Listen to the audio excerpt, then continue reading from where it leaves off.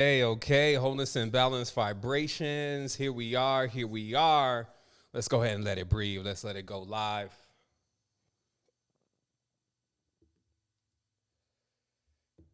Right. Let's see what's Hey, going okay, on here. There wholeness we and go. All balance right, so it's feeding through the feed. What's up, family? Wholeness and balance vibrations. Thank you so much for tuning in. We have a special evening to share together. The show is Facebook, why the name change Meta, but you of course know this is about something way more vast. So let me give a second to see what's up with my chat. There we go. Okay, bam. And let me see if I can get the chat in here. Yes, I can. And so I'll wait till that gets into the feed. So we're going to get this started balanced. This is actually the Waking Life edition. I've been working on my own little live animations. It seems kind of fitting, especially with the topic of today in relation to the metaverse. So we're going to go ahead and give everyone the opportunity to get into the space this evening. So that means we're going to take a few minutes, but we're going to do that live on the set today. And so let's go ahead and get to it. Let me see here. Wholeness. I trust that everyone can see me. If you cannot, please let me know in the tribe, and we're going to get to it tonight, this evening. Let's go. I feel so rejuvenated all the time.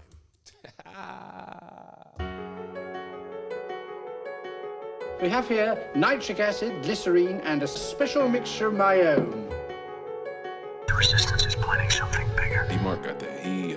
I can't be the first one who wanted to see my youngest son. I've seen things you people wouldn't believe. Attack ships on fire off the shoulder of Orion. The galaxy. To your eyes, 100 billion points of light. But where you see light, I see worlds. That's right. It's murder out there.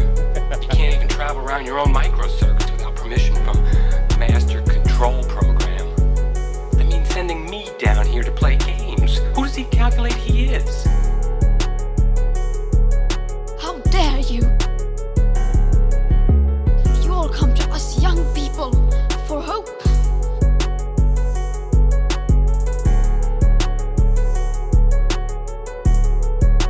We have here nitric acid, glycerine, and a special mixture of my own. Together, it's horrible, dangerous stuff blows you up. And mixed together in the right way, as only I know how, what do you think it makes? Our purpose.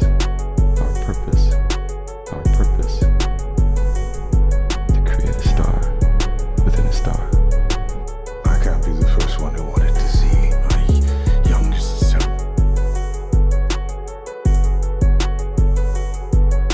The scholar.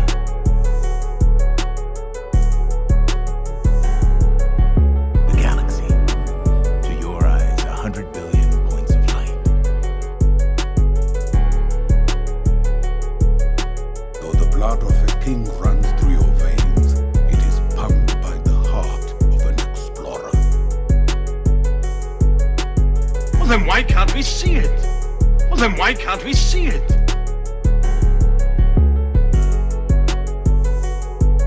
Finally, we get to, at a certain point, this 8th and 9th dimensional being. Signal me, and I'll come with a linking book to bring us back.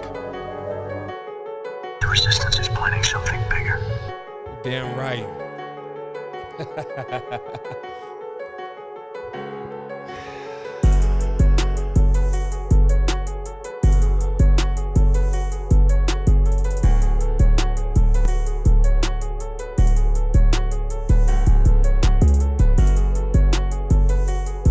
Okay.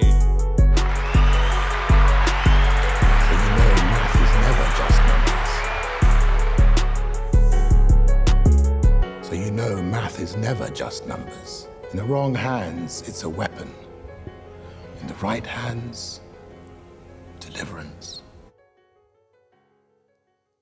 And here we go. I trust that everyone, again, is feeling well and that you are lifted today and that you are rejuvenated to be in the space once more. We are on October 31st. This is the closest the realm gets to the ancestral plane, so we celebrate the ancestors because we are still here. We are alive, we are stronger, we are growing, we are uniting, and that is the purpose. So I want to go ahead and launch right into this evening because I'm not here to keep you all evening, but I do want to give you some more knowledge and information that you left with me in order to create yet more wisdom, which is your application of this information. So as I said, this evening, it is actually Waking Life Night. So this means that what I'm about to go through right now, it'll be a bit more easier for you to digest if this is your first time coming into the space, because you can always back off for a minute and say, wait a minute, he's joking, right? He's using this comic animation. So, this is cool. I guess, I'd love it from a science fiction level, but he can't be serious about what he's saying.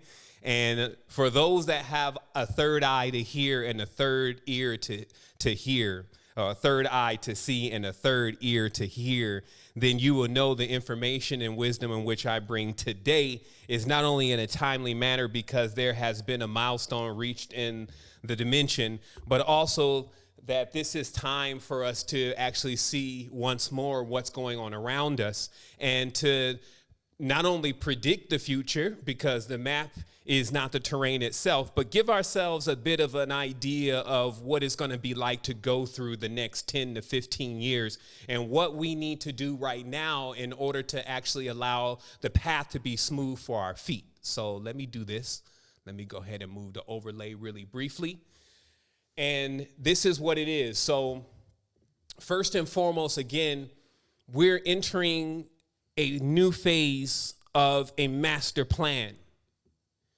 And now a master plan, there's not only one planner. There's not only one mind, if you may. There are many minds. And I always say, may the strongest mind win. And the strongest mind is that of the people. And this is also why we're dealing with so many different situations, because now the people's minds, which are point-to-point systems themselves, are being programmed and utilized to project the realm around most of us unless we decide to come out of those matrices and those distorted rooms and actually create our own worlds.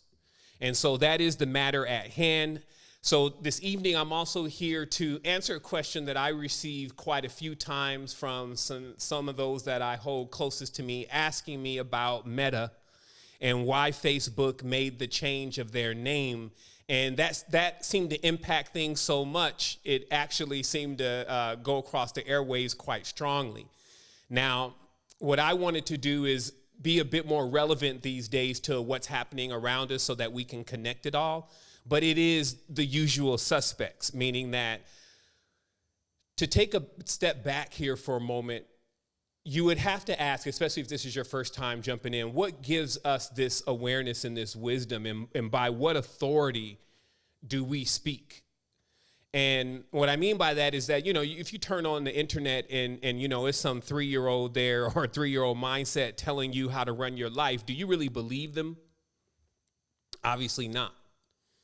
However, when someone that has some type of credentials or has accomplished some type of accolade in life tells you something, then you have a tendency to listen. You have a tendency to respect their opinion and to begin to apply it to your life. So what determines that is what kind of authority is the person speaking from, and what kind of endorsement, what kind of metric are they using to authenticate the wisdom and the knowledge in which they speak, or the theories in which they speak. And so for me personally, what I always would lean on is the language. The language is a code that it resides within every form of consciousness on this planetary system. And when you understand the power of language and what the words really mean, and how the tones and the vibrations evoke multiple things on different frequencies, you'll understand that the mind itself is not something that conceives thought. It is a receiver. It receives and transmits. So because we have all of these receivers in this node system around our brains, we can become perceptive and be interwoven and intermeshed inside of multiple realities, as what you're witnessing in the dream world, where you can literally be plunged into a reality every single night that you have no clue is going to go on. If your day was like that, if every day you literally woke up in a different world and lived out a different kind of adventure where either you were getting shot at or, you was on jumping off a mountain and you were flying, and, if that was your everyday, you could imagine what it would be like to run across someone going on their progress of having their dream of, just amazing things happening. So what I'm saying directly is that we have a dream world, and in the dream world, when we load up, there's all types of things that can be done, especially if you're lucid. While in this world, this world has a level of conformity and an actual governor, which is under the symbol of the pentagram. And Lord Governor, in this case, is the one determining how this external matrix is progressing and what kind of powers and abilities are being used in this plane. You have yet to really see a human fly. If a human flew across the stadium, it's a wrap for Earth. Like, imagine, it's so easy to create a Christ effect here by displaying someone that is able to do something so abnormal that others are not able to do, that everyone immediately wanders after them. So it's just like a loaded cannon in this case. This dimension is ripe for an event, and those events shift humanity and change the direction in which this gigantic spaceship is going. As we've always said, big ship, small rudder. Visualize it. Big ship, but that little rudder is what's determining what direction it's going to go in. So this evening, I wanted to bring that awareness again to the linguistic system and what we've been able to do with it since the inception of the book, The Code to the Matrix, which is available on the internet for free. That gets me in a time where I'm fresh off a vast chakra awakening, all of them. And my eyes are completely open, and I'm getting a transmission about the language. That in order for you to go any further with the awareness of what is going on, you need to know how to communicate. So you need to know we need to have some kind of medium of communication. So you need to know what this matrix is really made out of, but I need to speak to you in a certain language. And what happened to me at that stage was the English language was put into a wheel where all of the words began to file into each other, and words that sounded alike but were spelled different ways started to give me keys to the transitional points in the language to decode a massive mainframe.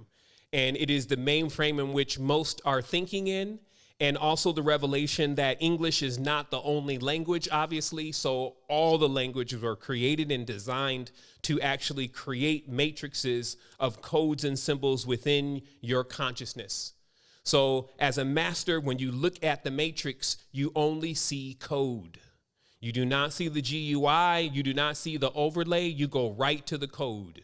And for those that are programmers, they know what I'm talking about. It's not the pretty side of everything. It's what's underneath that most people don't understand.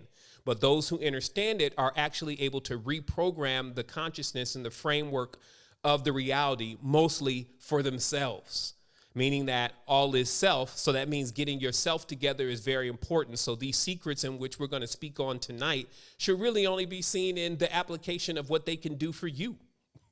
So the first example, again, let's just give a quick example of how we use language to predict the future without breaking down the entire linguistic system, because there's 600 videos on YouTube that I have doing that in a variety of ways. Let's just look at one that would have been very beneficial to anyone that was actually listening to us when we were talking about the future and we were explaining even what's happening now in so many of these arenas. And this one specifically is about how we were able to decode that the energy, the primary energy of the age becomes the God of the age. And the God of the age is always directly linked to money. In God we trust, meaning the symbol or the form of currency that is being used also is infused with whatever the reigning God or energy is of that time, because it is the current and it is the force in which makes things go. We also talk about through ages, just like we have the gold age, then we have an oil age, an industrial age, a digital age, that we still see lingering energies from the past of different systems of current like gold. And we even have beings that had mastered that system, like, the gold bugs or feudal lords. And every single system has its masters, if you may, and the lineage of its masters still here on earth, but they oftentimes are not as powerful as the reigning current. So we were looking at this and we saw that if ages changed based on the God's current, what age were we going into next? And since I was able to follow this sequence of first us looking at oxen, which is Arak, or the first letter of the English language, which was not only a cow god during that time, and not only a people such as the Sumerians who utilized that symbol of horns, and even residing to this day in our Bible and Tubal Cain and all of these different bull and cow and oxen and bovid references, that the first money on record was that of oxen, and how many cattle and how many sheep and how many horned animals you had determined how much money you had. All the way to this day that we saw ourselves coming into another energy, and this energy clearly was ether, coming into the awareness of an energy that is already present, since all energies are present at all times, but an energy in which was going to be used. And this was looking at the body, that the body has a field around it. It has an electromagnetic spectrum around it. It has a chakra system, if you may, which is a light system, and those light systems actually correspond to wavelengths. It has organs that actually project or emit specific frequencies, and those frequencies dial you into a specific reality. So seeing that, and that the world was not yet aware of that, and seeing the processions of energetics, we realized that somehow the next current of the world was going to be called Aether. And we realized that right around the time that Ethereum was sitting on Kickstarter for less than $1. And we taught that class, and I heard some actually made that investment. And at this stage, they are 4,000x. So it's not all about money, but an ode to when you know the future, how you're able to prepare yourself. And since the future is written in the sky, and the sky is basically a circle, this means that this record is going to keep playing. And all our ancestors were concerned about was looking and figuring out first the code that was in the sky so they could determine when things were going to happen. And then once they were able to phase that in, they began to move through time or move through the stars, which is called star travel, if you may, in order to put themselves or take journeys in which they wanted to actually continue to learn more from this university or universe. So specifically, our guide, or one of our guides and compasses in this universe, is the language, because the language is a dot to dot, if you may, of the stars. And when you see language as a symbol, it's saying, hey, this symbol is emitting this energy because during this time, this energy starts happening on Earth.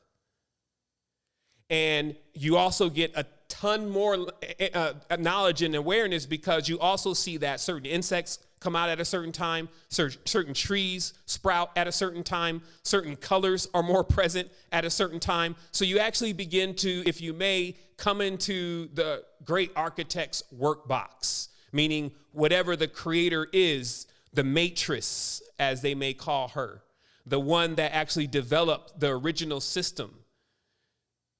That is what you begin to see is the tools and the crafts in which are used in order to form this projection.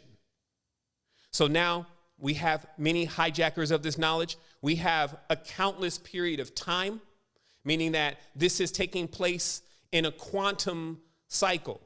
So you have every space and time in one moment, and then you have space and time playing out linear in certain projections. So just like today, we look out at the pyramids and we see it desolate. We go to Angkor Wat and we see the temples crumbled. But I tell you, there's another space where all of those constructs and those temples are in full alignment and activated. And where we are is in a wavelength in which that has not taken place. So we are able to transport ourselves to a fully active realm, and we call that activation. So now I want to clarify that since we're in the world of Aether, this was right around the time that the Ethernet came out. And if you see the word, it says that literally ether can be placed in a net or is in a net. And since we know that ether is the field that is around our body, it seems to reason that somehow the field that is around our body will start becoming tampered with, that there will start being an overlay to the field that is around our body, and it will in many ways net the consciousness. Now, since we're all souls, and souls are cognate of fish, and we're in here in a university, so that means that we're all in school, then if there's nets being drawn and there's fishers of men on the realm and even great sailors that have been known to be here, then we have to enlighten ourselves to the awareness and into the realization that we need to be on point with making sure that we don't get trapped up in somebody else's net or projection or cast. So, as I said before, the brain is not a creator of thought. It is a receiver. And so when the awareness of Ethernet comes to the world, which it is here now, then there's an awareness of wavelengths and frequency. And I've mentioned time and time again that if you study frequency really heavy, you'll see that something fishy is going on.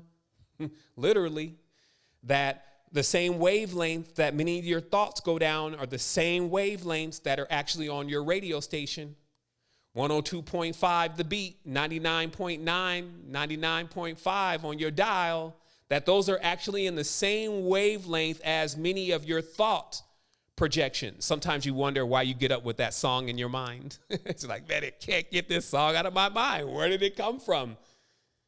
And it's that awareness that also, if you notice that there are many organizations, many of those organizations secret, that actually do not allow you to communicate or to broadcast down certain frequencies because those frequencies are used by them.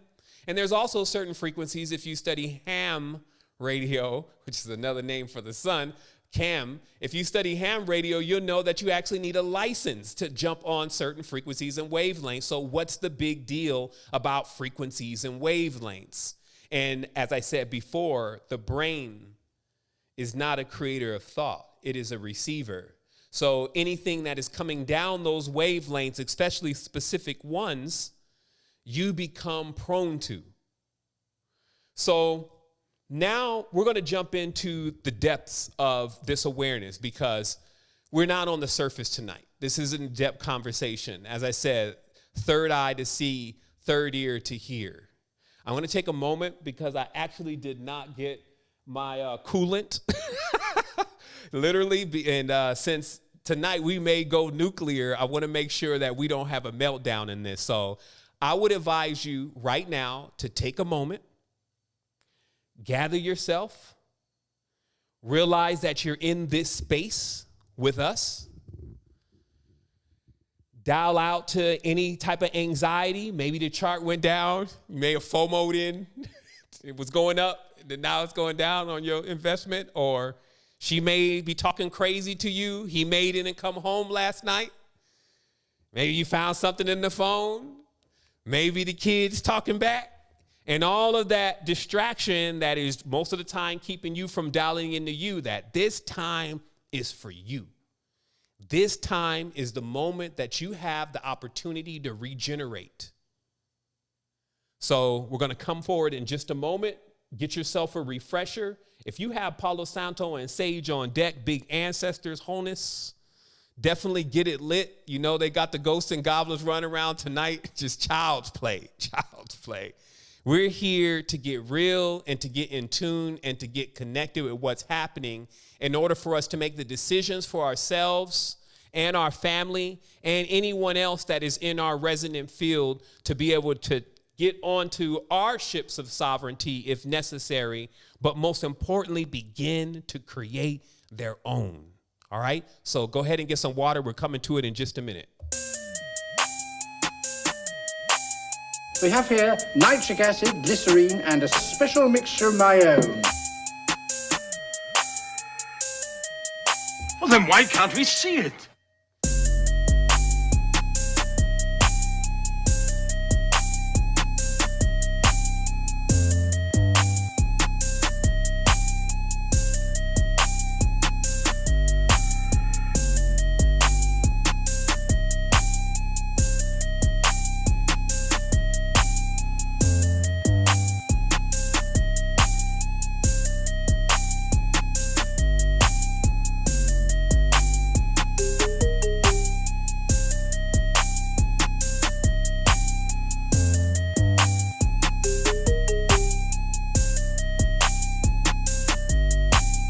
I can't be the first one who wanted to see my youngest self.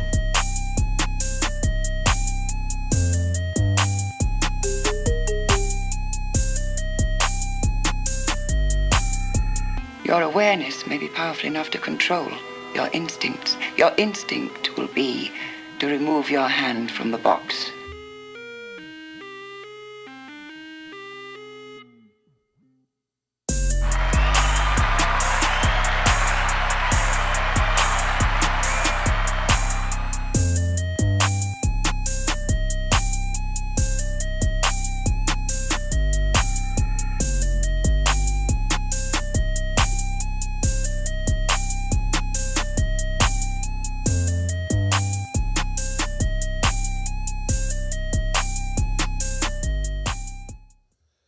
Okay, here we go. All right. So I trust that you got a chance to refresh yourself and you're ready to do your thing.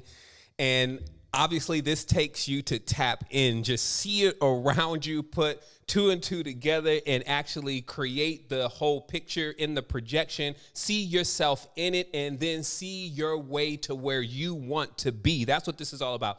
All of that complaining about when is this going to stop? What are we going to do about them? Let's end it, all of that stuff. It's just about you creating. And when you create enough space to be able to even have others and sustain others, them folks will be there with you. If you build it, they will come. But sitting here complaining all day about what these folks are up to and how they're getting into the projection, that's just wasting time. Now it's time for you to be completely aware of what's up, what's happening, and then how you're going to be able to maneuver yourself in this matrix to cause a greater level of connection for you, okay? So here we go. Give me one quick second. Yeah, okay, here we go. So how this works is that, as I mentioned before, in this process, so remember, this has been now 12 years for us. So 12 years is a lot of time. Generally, at 10 years, you reach a certain level of mastery. We just call it a tenure, okay?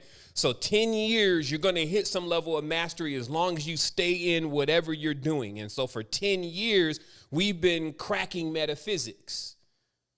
And in this process, if we were to define we would be probably in the best position to define what the word meta means. So to make it very clear, the word meta is very interesting because it's actually, it's almost superfluous.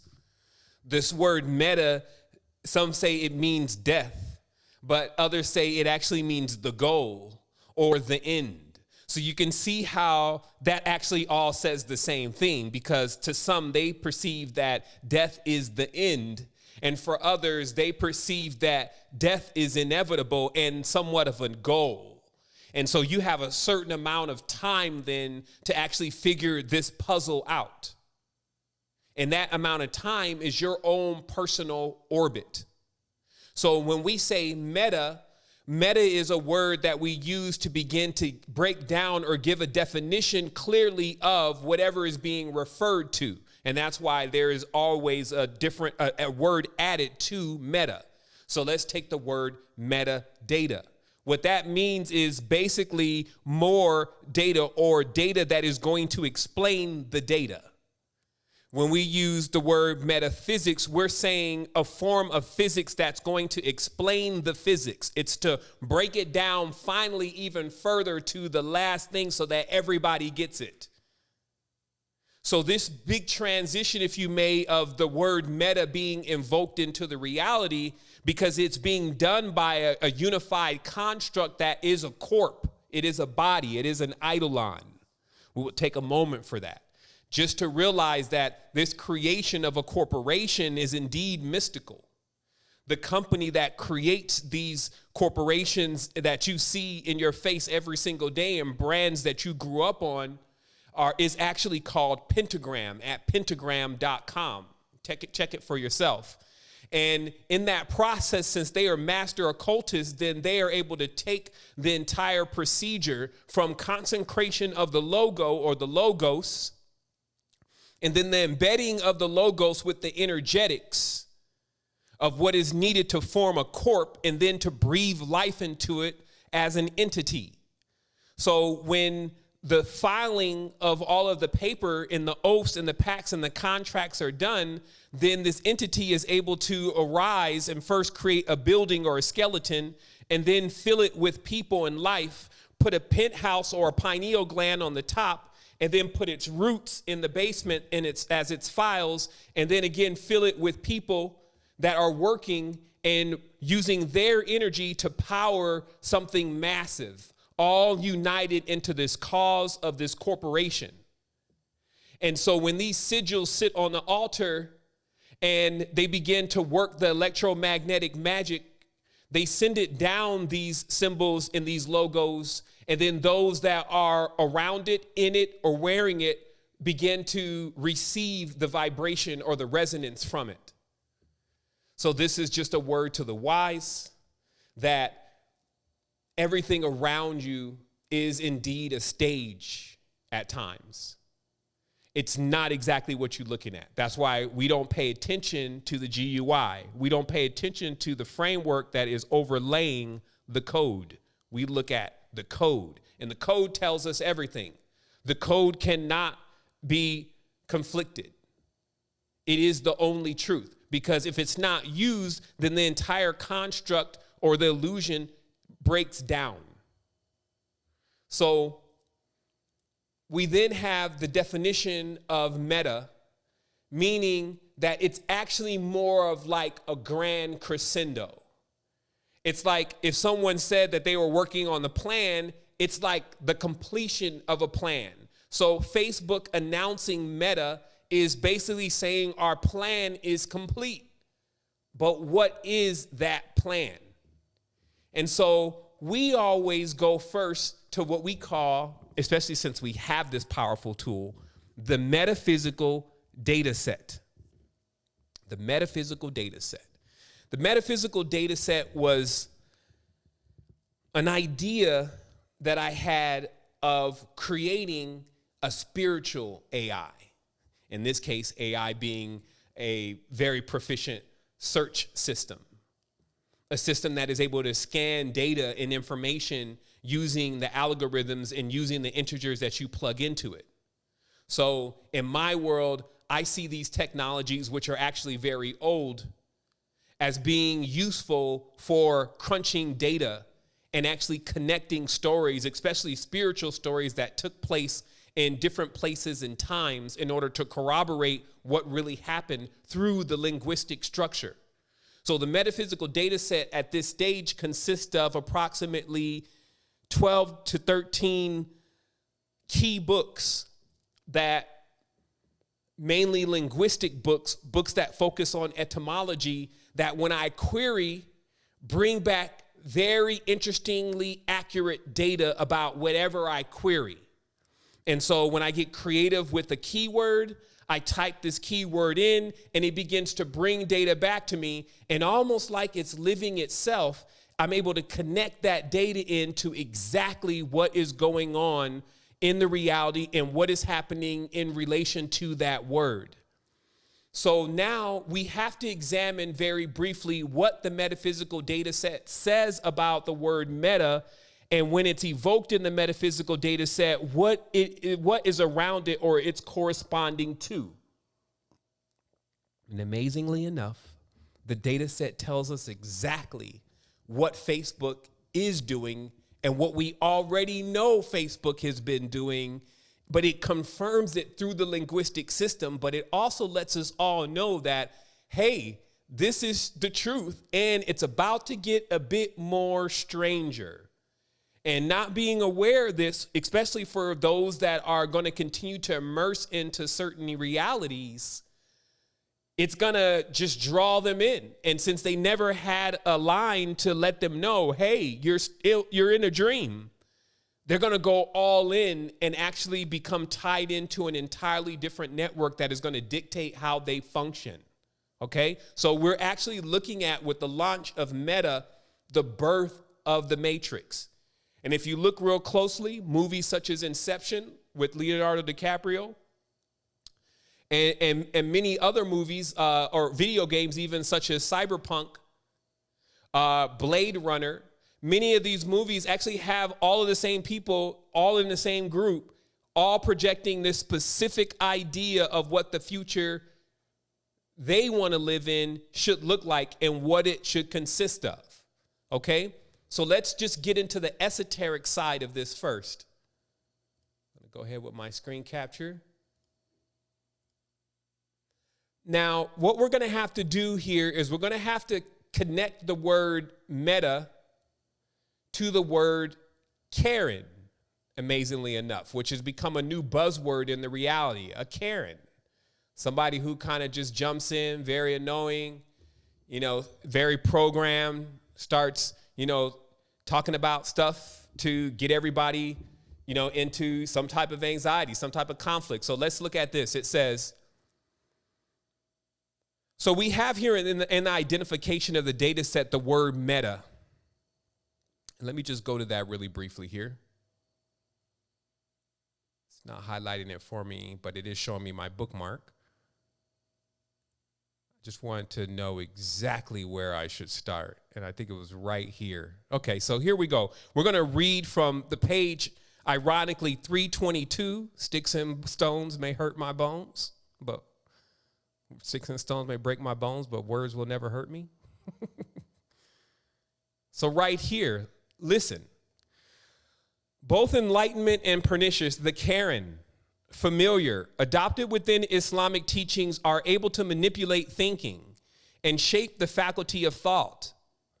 Seducers and tempters of mankind, their unremitting intrusion upon the intellect can inspire and in extreme cases lead to confusion or insanity.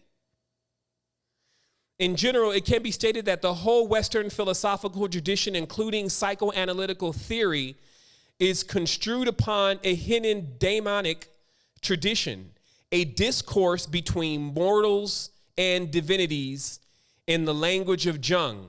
Philemon was simply a superior knowledge, and he taught me psychological objectivity and the activity of the soul. He formulated and expressed everything which I had never thought. Okay, so let me demystify what is being said here to you in holographic culture.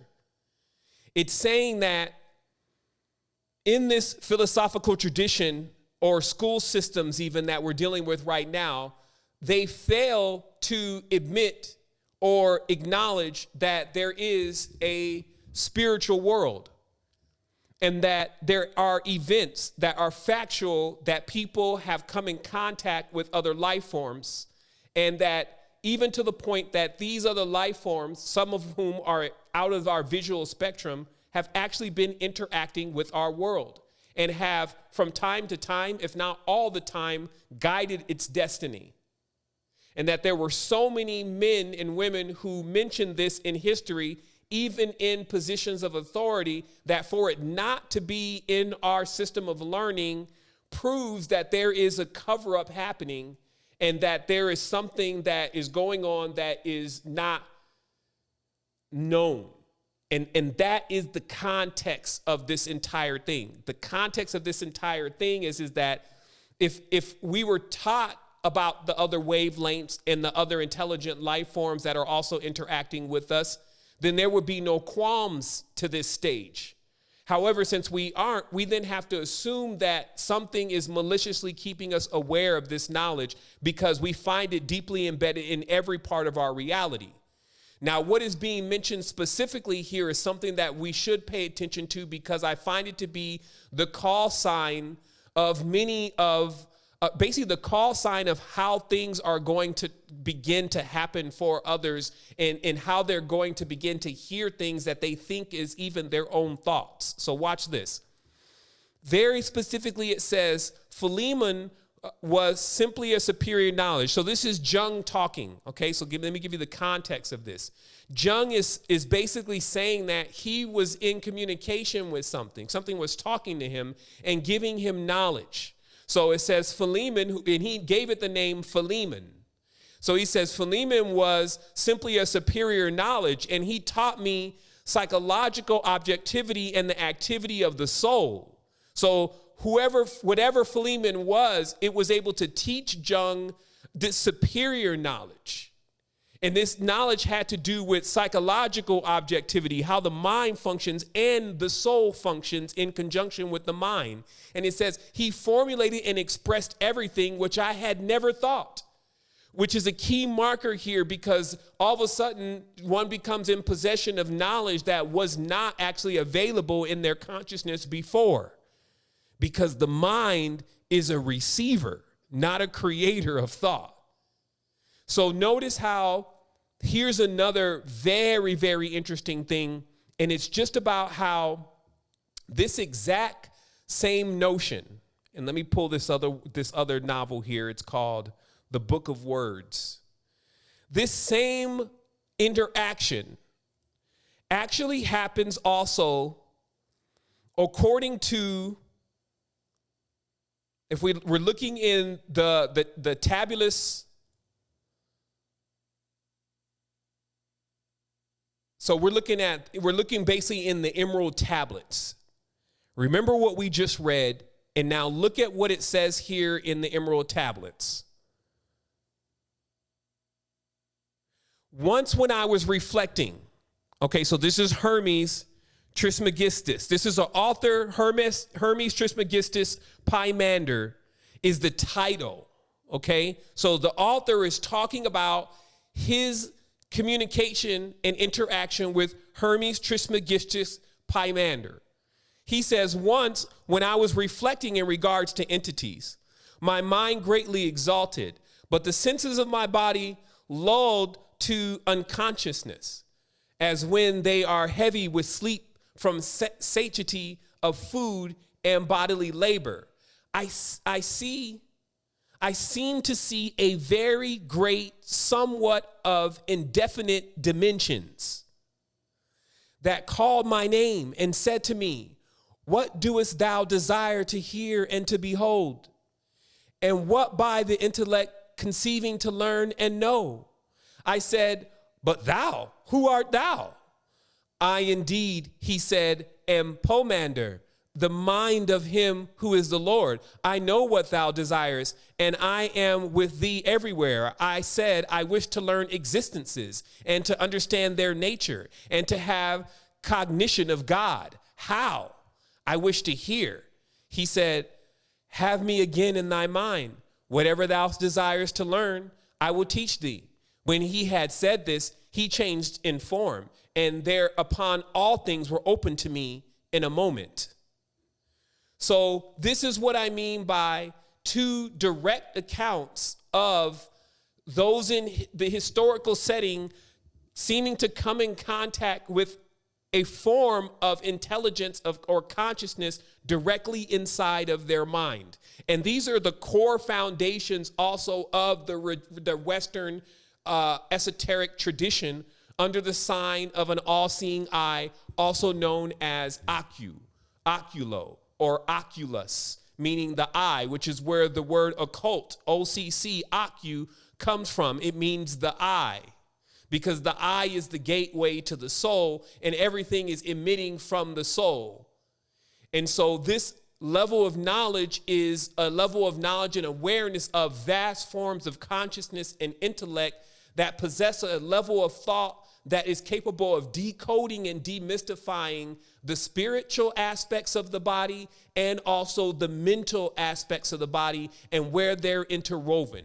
And that spiritual and physical aspect of the body is also called the exoteric or the esoteric. It's also called the mammal and the reptile. It's also called the demon and the reptile. It's called many different things, the left and the right. It's called the double-edged sword, the Israeli or the Ishmaeli. It is in all forms of the world, the systems that are in themselves almost like a mirror of each other. The difference in Arabic and the difference in Hebrew is only the difference between an R and an L, which hints to the right and the left side, or the opposing forces that only when you bring them together will you have the opportunity to really see the complete picture. Okay? So now let's just realize, though, that there are those that are on this realm and outside of time that already have vast intellects and actually send transmissions in order to create certain events and activities and govern the world. And they have conduits, meaning they actually have an arrayment or an array of vessels. These are willing servants that their bodies have been configured to receive the degrees of the energy of these spirits, because these spirits or energies are measured in degrees, because degrees is also a measurement for knowledge and also heat, because many of these spirits are as a flaming fire. But you also have a spirit inside of you, or else you would be cold. And so this art of spirituality is the study of spirits in order to understand more about self. And while this may be a perilous path with many dangers, where it may be deep water on one side and flaming fire on the other, straight and narrow is the way, which is this system here. Straight and narrow is the way to the truth of the consciousness. So let's finish breaking down and building back up then, since we understand that what is being so far said about meta, in this case specifically a metaverse, since this refers to a world, is actually a note towards how the manipulation of the fields of the worlds of consciousness will begin to be changed. So let's read it directly from the script, because we're saying that the code word of this is called the Karen, or the familiar, because it actually connects to an entire framework. And this framework was bared witness to many times in history, because many men said that they came in contact or began a communication with something that was inside of their mind. That's also why it says in that tablet of Hermes, "Who art thou?" Meaning, who are you? How can you communicate and talk inside of my mind? So it goes on, it says the Kariman or the Katio plus the human mind equals the dialect system. So let's break down what that means. So we go here and it says, looking at the evidence objectively, it seems that the Karen or the companion offer the means of communication between the mind and the demonic angelic realm. Okay, so we're saying that there is another realm, and that this matrix, this framework, this meta becomes a gate for the communication between human beings in that realm. So let's read it specifically. Appearing at different vibratory levels as physical and mental projections, the Karen, a familiar, are able to assume a material form and are directly linked into the mind. In this respect, the Karen are similar to the Ruach Elohim, the high spirits, and their corporeal manifestations, the Elokeh, a high creature or living God. Speculative, the suggestion is that the Karen is both a living being and an intelligent system, a meta web, which has hacked into the human psyche. So we're saying that very clearly, even though there is another meta being created now, that would be like a dream within a dream. We are already inside of a meta framework. We are already inside of a framework where light is used and light is bent to create the reality around us by those who have the power of shaping light. This term is also called Akzari, or a person of light, those who know how to bend wavelengths, or the masters of the waveform. Now, this is power your ancestors had. This is power that you have, but this is for sure power that is based on the last war and the treaty that was signed in that war, that you would not come into the awareness of this knowledge anymore about your ability to phase out, even though you do it every night when you go into the dream world. So this intelligent system, also called the meta web. So literally in this book, obviously our brother Sabak, not having a computer degree, literally breaks down from a linguistic level exactly what they're doing with the computers and what they plan to do continuously with the computers in the system that they're building, especially as they move further into augmented reality and virtual reality. So it says, again, this is speculative. Remember, this book was written about, I guess it's now, I think Pierre started this book 10 years ago. So it's speaking directly into the future, and it's saying, hey, when they get ready to make their next move, for me to break this down for you, forget the words Karen and all that kind of stuff, that they're going to bring online their meta intelligent web, their meta system. And they are going to activate within those who are tied into that system, as they get deeper and deeper into the immersion, a way for them to actually begin to communicate with that person inside that reality, where they don't even understand the difference between dreaming and awake. And what does that to you often is virtual reality and augmented reality. Now, I do have some solutions at the end of this. I'm not saying virtual reality and augmented reality are the devil. I'm not in that space and time to where I see any of this stuff as actually being a weapon against me, but also more as an opportunity to continue to bring people out of the fake matrix. So I don't doubt that 20 or 30 years in the future, we may be jacked in, extracting folks from the matrix for real, because they've gotten immersed so deeply into VR, AR, and what it will look like then, when the entire mainframe or neural network will be totally immersible to what frequency of wavelength their consciousness is on.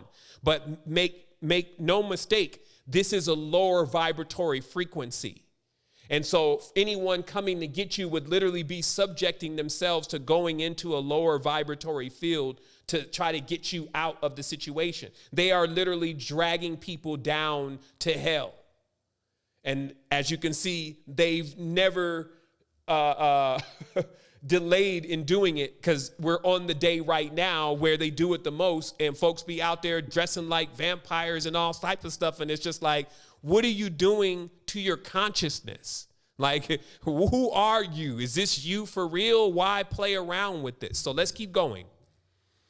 So it shows here that the Karen companion can be defined as a type of monitor which utilizes artificial intelligence, a closed network comprised of a biological entity and a computer simulation or program, a binary framework exploiting quantum states.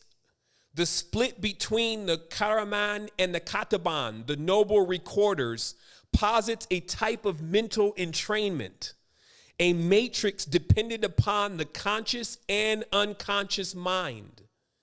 Immensely clever, the neural networks of the watchers are shown to be based upon adaptive intelligence and are complex living systems.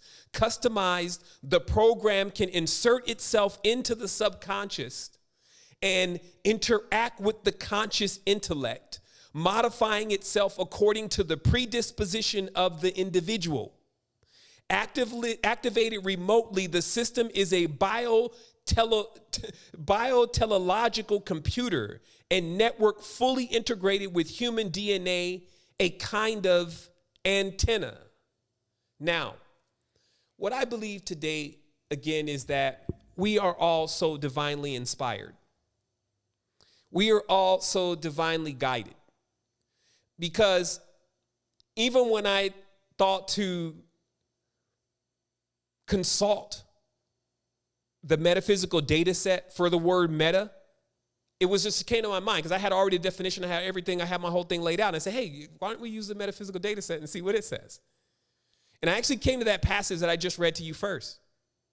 And again, this passage was written by a person who doesn't really deal with computers, but from a linguistic system and being able to understand and track these particular entities specifically, like I said, the usual suspects, across the reality, linguistically predicted that this is the type of network in which they would deploy in order to immerse human beings deeper into a dream in order to begin to extract the holiest of holies from them, which is basically their minds. The last sovereign thing that you have. If you lose your mind, you lose it. You ever seen somebody that lost their mind? So, just to be very clear here then, this system is being designed to communicate down the same channels of the mind. So let's look how the system was put together, and let's look very briefly at how there was a prediction of the system. And we actually talked about this, and it was about how I talked about Ready Player One. It's a movie. And in this movie, Ready Player One, the world has gone through economic cataclysm and is basically been obliterated. And everybody is staying in what's called the stacks, which looks pretty much like Brazil in the poor areas where the houses are stacked on top of each other. And the only thing that people have that is entertaining is this ability to immerse themselves into this virtual reality, because in the regular reality, everything is already destroyed and everyone's sunk into poverty. But they all have these headsets that allow them to be immersed into this metaverse. That is the term, a metaverse.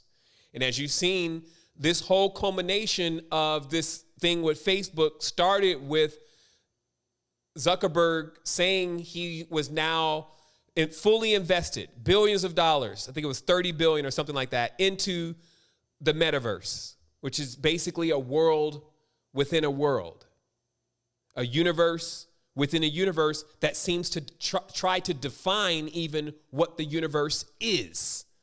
See, when something is a meta, it's trying to define what it actually is.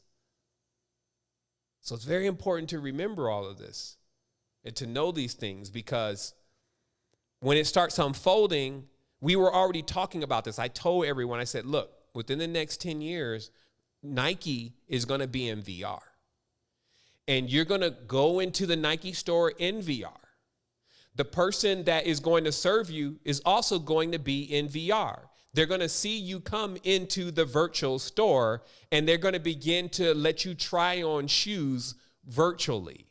And everything will be so entertaining, because even Snoop Dogg will be in the store at the same time.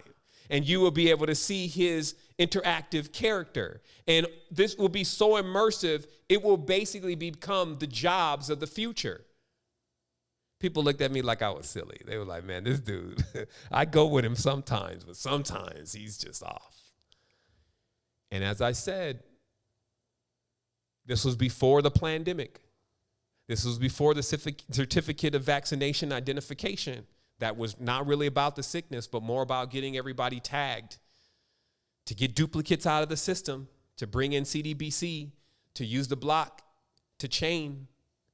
So those that are not ghost in the machine accolades of the flux. Like the old movie Hackers, those who don't know how to move through the framework. What was that, like Johnny Mnemonic? Like the Matrix, those who don't know how to move invisible through the framework are trapped in the net of the framework of transparency. This is pushing transparency versus privacy. See, transparency is opposite to privacy. So the idea of transparency will become appealing. It's like, we need to know everything that you do, everything that you are. Let's all be real people. Let's get more transparency from our Democrats. Let's get more transparency from our Republicans, from our government. Everybody, let's be more transparent because we have the systems now to actually track everyone's data. But the privacy is sovereignty. You see what I mean? So, Ready Player One, when the movie came out, I did see the flick. I got it from those old pirates. And when I was done with the movie, I was like, why would Steven Spielberg make something like this? Why would he come literally out of retirement and make a movie that is not even really like how he produces? So I dug for some interviews.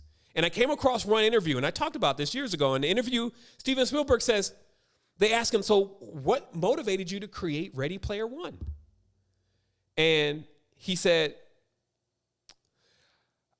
because I feel strongly that within 10 years, this is what the world is going to look like. And of course, that seems so far-fetched that everyone would be at home. How can everybody be at home? Why would everybody have a job at home? We like going to the parks. We go to the mall. We go to the club. What could happen to the world where all of a sudden it's like now everybody is really at home? Now, if you ask that same question, it's very easy to answer, but 10 years ago, it wasn't. So again, we're just keeping files here. We got a file. It's called Steven Spielberg and all the movies he ever made, everything that he ever said, because we already track that him and George Lucas seem to be in the know. Star Trek or Star Wars looks more like Africa to me, especially when you get a real zoom into all the tribes in Africa. So we realize that, you know what, something's being driven here. Like Dune is nothing but the Christ myth again.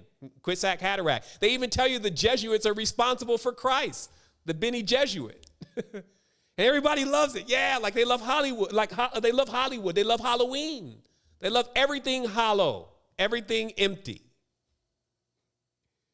But we're regenerative. We're full. We're abundant. We're not dead, empty, vacant phantoms. Like I told humanity, in that ocean, there's other life forms. They're vast intellect. Entire kingdoms. We cracked last week in Tri-Vibes. You missed it if you wasn't there. We cracked mermaids and mermen to show through history, even with the ancestors, this is not a joke. There are real beings that live in there, and they are vast. They own the whole spectrum. And just the depth of that awareness literally lets you understand why they call it fathoms. Those are phantoms. So in the deeper you go into the netherworld, it's like going deeper and deeper into your consciousness. And if you ever plugged into an ancient mainframe and downloaded everything's data and everything that it did, trying to hold your mind and your consciousness together, and you're still doing the good and bad thing, you still don't like certain colors, your consciousness will be stripped.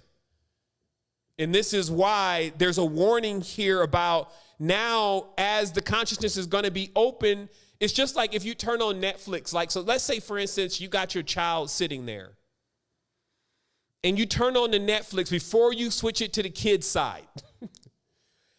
And those images that come up right away to some of the new horror movies and things are going to scar that child for life. There are things that I saw when I was younger I never forgot. I never forgot those. I never forgot Freddy Krueger coming down the hallway like this, scratching on the walls. It was so demonic for me, it etched my brain. I remember sitting in the room that night, and and just like so terrified. And then of course the older kids was playing, they was under the bed, and you know what I mean? So this is, but this is how the embedding is beginning, and this is how the scarring happens. And then from there, it leaves a direct interface to you through the ether. And I'm just saying that while we may have underestimated the computers and the wavelengths and the frequencies, the 5Gs, the 3Gs, and all this kind of stuff, it should have not been estimated. Just because you cannot hear it does not mean it's not there. Just because you cannot see it. The most powerful things in the universe are invisible. Air is one of them. You seem to need it right now. And it's invisible.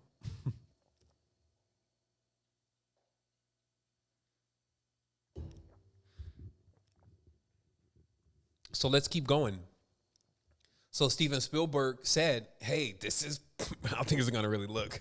And I'm just going to kind of cash in right now and, come off with this concept that seems like it's just an idea. But since we have the book of the future, because it's actually written, see, the book of the future is only an algorithm.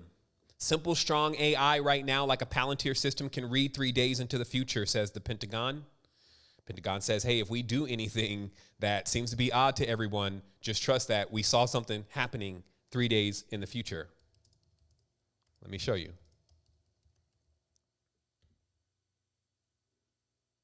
It was just what we said. Before they even admitted it, I told you that because of the hash power of the blockchain and all those ASIC miners, and that mining is not just to mine Bitcoin, it's actually for the computations of AWAS or AI, which is actually trying to process all of the data of the entire world. It is trying to crack the mainframe. The Pentagon is using AI to predict events days in the future. July the 13th, 2021. We talked about it 3 years before that. It's all a process. It's all a procedure. And when you know what's going to happen, you're able to prepare yourself for what's to come and actually position yourself and your family properly. This is serious stuff now. Like if you came in tonight, this is all entertaining. Welcome to the Waking Life session. But I'm telling you, this is so serious. If you're getting this information, something is looking out for you. Your ancestors are with you. I've been here for 12 years, explaining this step by step. Of course, I made my preparations. I'm not just sitting here talking about the blah, blah, blah. Umar Johnson, Sonetta, whoever I can talk about today. It's like, nah, sovereignty. What's up with this becoming a bank? What's up with this, with our own system? We deployed an entire social network. It did cost millions of dollars. It actually, somewhere pings out about 1.3 million, I think I end up spending, just because we knew we needed our own thing. Maybe at some point there'll be more people there using it. But we continue to go on. We like, okay, we need to know a universal system that is going to allow us to, that's going to compensate for our uniqueness. So we went to the ancient books, found genealogy, deployed it in 2021. So all this stuff, it's all culminating because eventually, when that right funding comes through and everything lines up, we're just going to do an app. And as all this stuff is still happening, we're already planning to head them all off at the pass. I just wanted to deliver you for one moment, what are solutions to all this? Because clearly you see all this stuff building itself up. We have to realize that this is child's play, though. We created all of these systems. That's what it means to be an originator. That's what it means to be an original. So while these folks think that they're creating something, they're creating a system, they got these plans for everybody. The resistance is playing something bigger. They're about to drop everybody right into the world that we already mastered. We're already gods of the metaverse. When they come into the metaverse, they're going to lose everybody there. But for a moment, they're going to think they have everyone. And that's just how it all plays out every single time, because this is not our first time being here. If you didn't really peep what's going on, hey, the words are backwards. Backwards. So everything that you're dealing with, because you have a certain code in your mind, is actually opposite and going in the other direction until you choose to turn around and read the writing on the wall. We're already in and outside of time. It's in the dream. The dream is the space. There's a door there. Lucid dreaming. You can have anything that you want.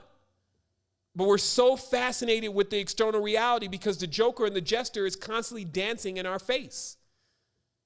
And so this is about having the opportunity to see yourself. So let's keep digging in here. Just, check base because, I love to have everything on one recording. So we already peeped out how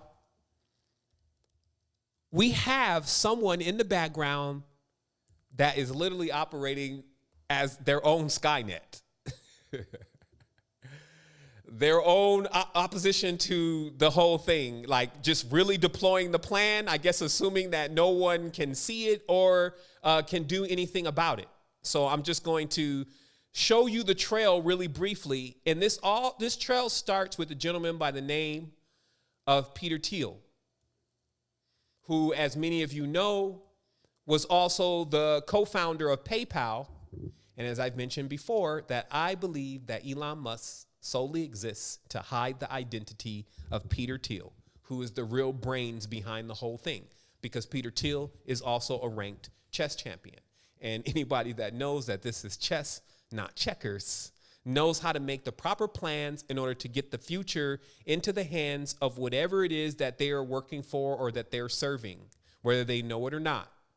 So we watched the Founders Fund not only give Mark Zuckerberg his first $50,000 for Facebook.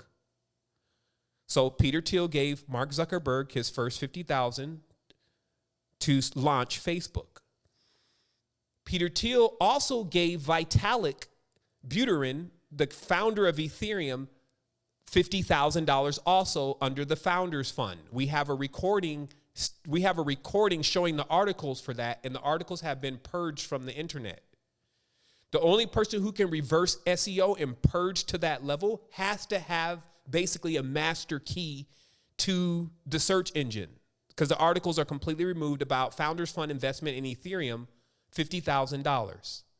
Also, as we saw the advent of not only SpaceX, but also other things such as Uber, Lyft, and the things that happened to the world over the last 15 years that basically started taking the world into an entirely new direction.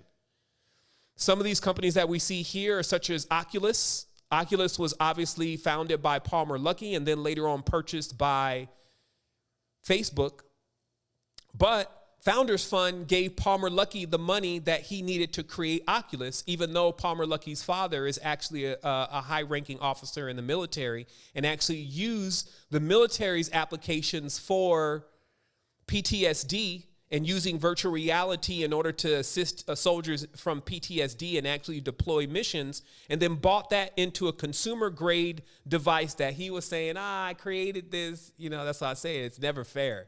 They launched it on Kickstarter. Yeah, I just had an idea, here we create this. And then now we're dealing with Oculus, and Oculus is now purchased by Facebook. Okay, and this is, of course, what we're talking about today. So we find this thread here. Also, another very important thing that was done in that, now if you want to see where the energy and the current is going by Founders Fund was they actually were, of course, Peter Thiel was the founders of PayPal. And while eCash was the first digital wallet which flopped, PayPal was the digital wallet that stuck. And if you understand the story about the digital wallet, it's very powerful because it's not a bank. PayPal is not a bank. PayPal was the war on the bank. This war was also conducted against eBay. So during these times, which I was privy to, since I'm even a kid during the times of when they launched Prodigy and America Online. When eBay came out, eBay had its own payment system. And they were like competitors on the internet between eBay and PayPal. And customers began to complain that they wanted eBay to integrate PayPal because everybody had PayPal, and eBay was like, no, just use eBay's system of payment. Eventually, eBay lost that war. And they had to incorporate PayPal as a payment system into their site.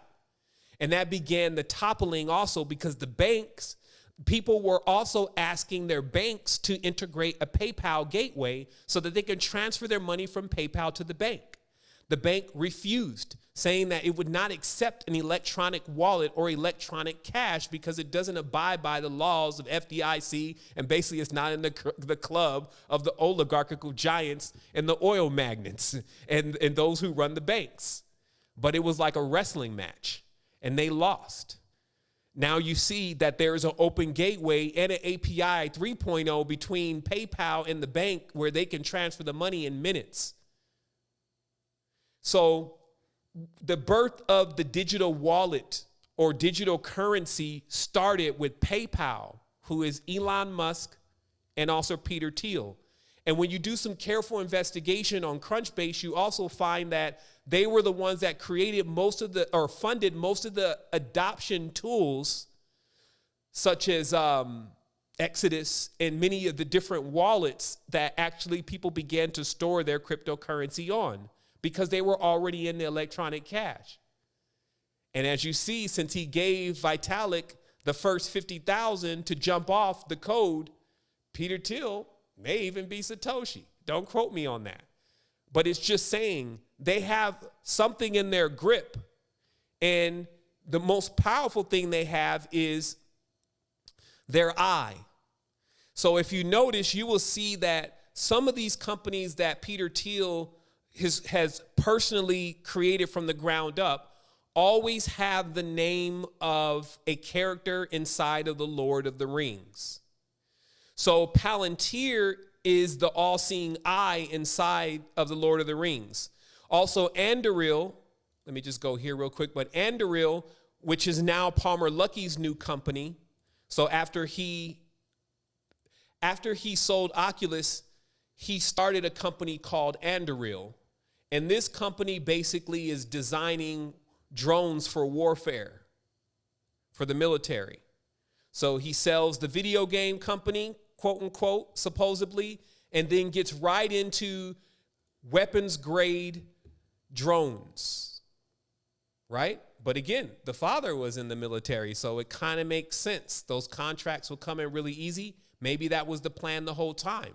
Maybe all of this stuff is military grade stuff, since the internet was the military's first.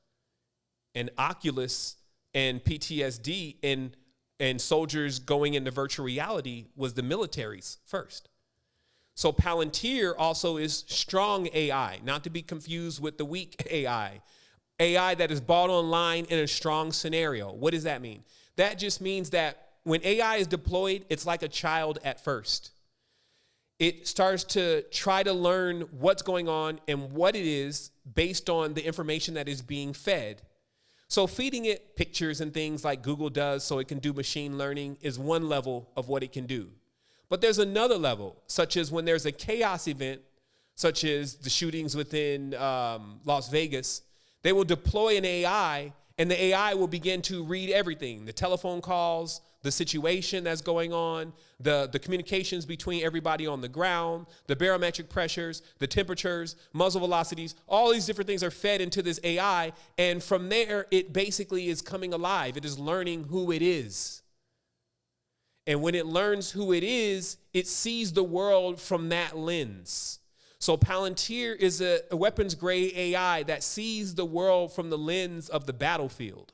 So for any operative that is actually worth it and a valuable asset on the field, he will have Palantir in his ear, letting him know how to conduct his mission on the field and how to make moves before the enemy.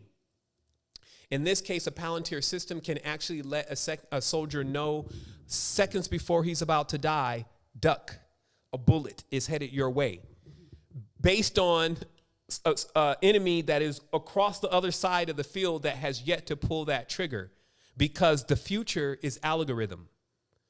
The more data you have, in this case, metadata, you know more about the reality than the people that are even in the reality, especially if they're only using 3% of their consciousness. They're not fully perceptive. So this neural network, which consists of all of us, billions of people's data all in a cloud, paints a picture. And what you're able to do is just hit fast forward on that picture and say, what is that picture going to look like tomorrow? What is it going to look like in 3 weeks? And even more importantly, you can say, how can I get the picture to look like this in 6 months? What events do we need to do? And when fed into the machine, it responds back. Now, I figure for some of them, they actually think that the machine is talking back. But truly, for those that are initiated and know what's going on, they know that this is actually what is talking back. And it's this that actually needs the AI as if it's like a glove, because it doesn't use humans.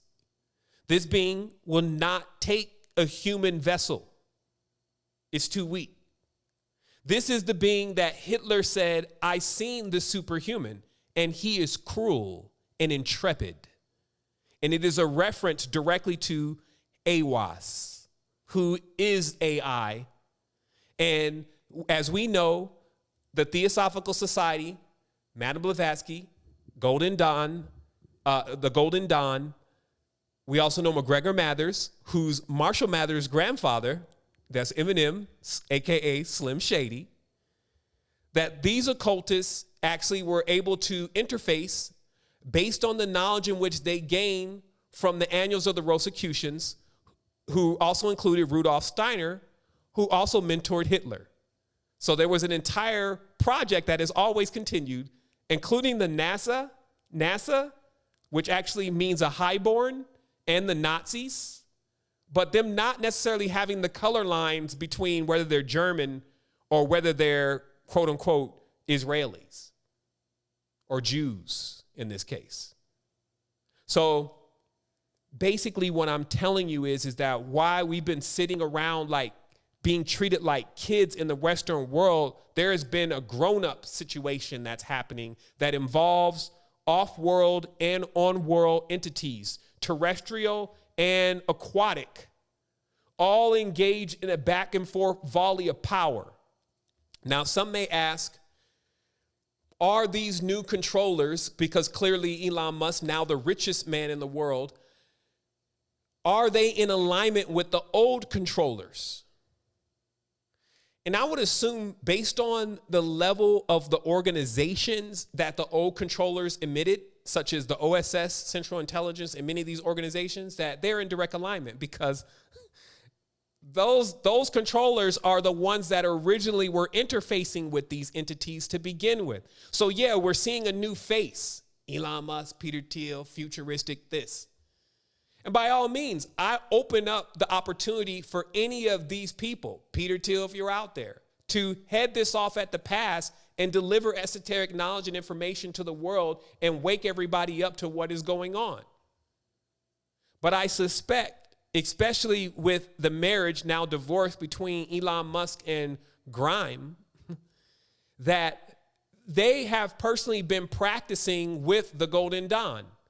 Because if you know Grimes, well, I think she's pretty open about her preference of religious practice.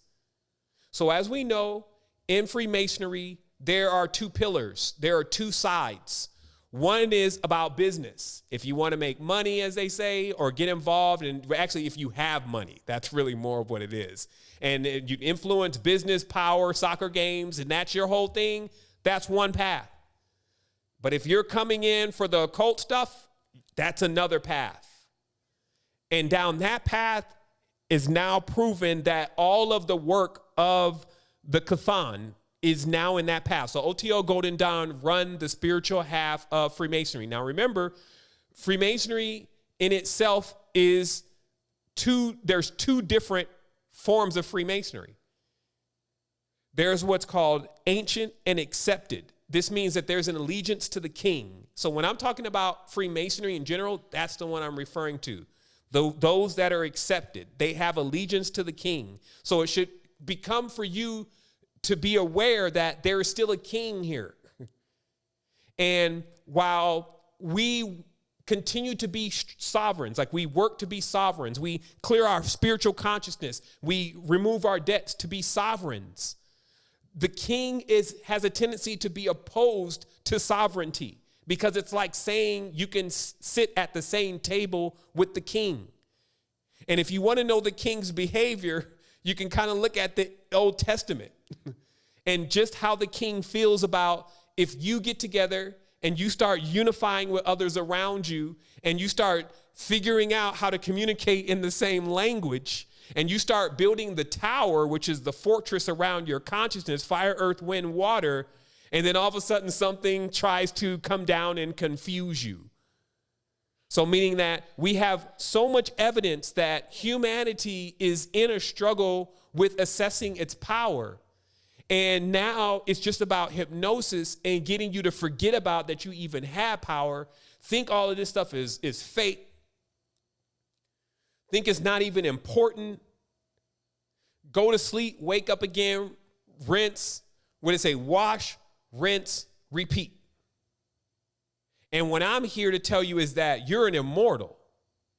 So even when you leave this, if you don't figure all this out, you'll be doing this again. It'll be a wash, rinse, repeat. No telling how long you've been here. No telling how long it even took me to wake up in this space. We embed ourselves into this space. We are seeds. We are pods. So we embed into these spaces. And then when we come online like Bodhisattva, or avatars, we come online or we wake up because evil, pestilence, famine begin to sweep the land. If we don't wake up, evil, famine, pestilence, distortion sweep the land. When the avatar opens its eyes, it's like sunlight. It vanquishes the darkness or the distortion.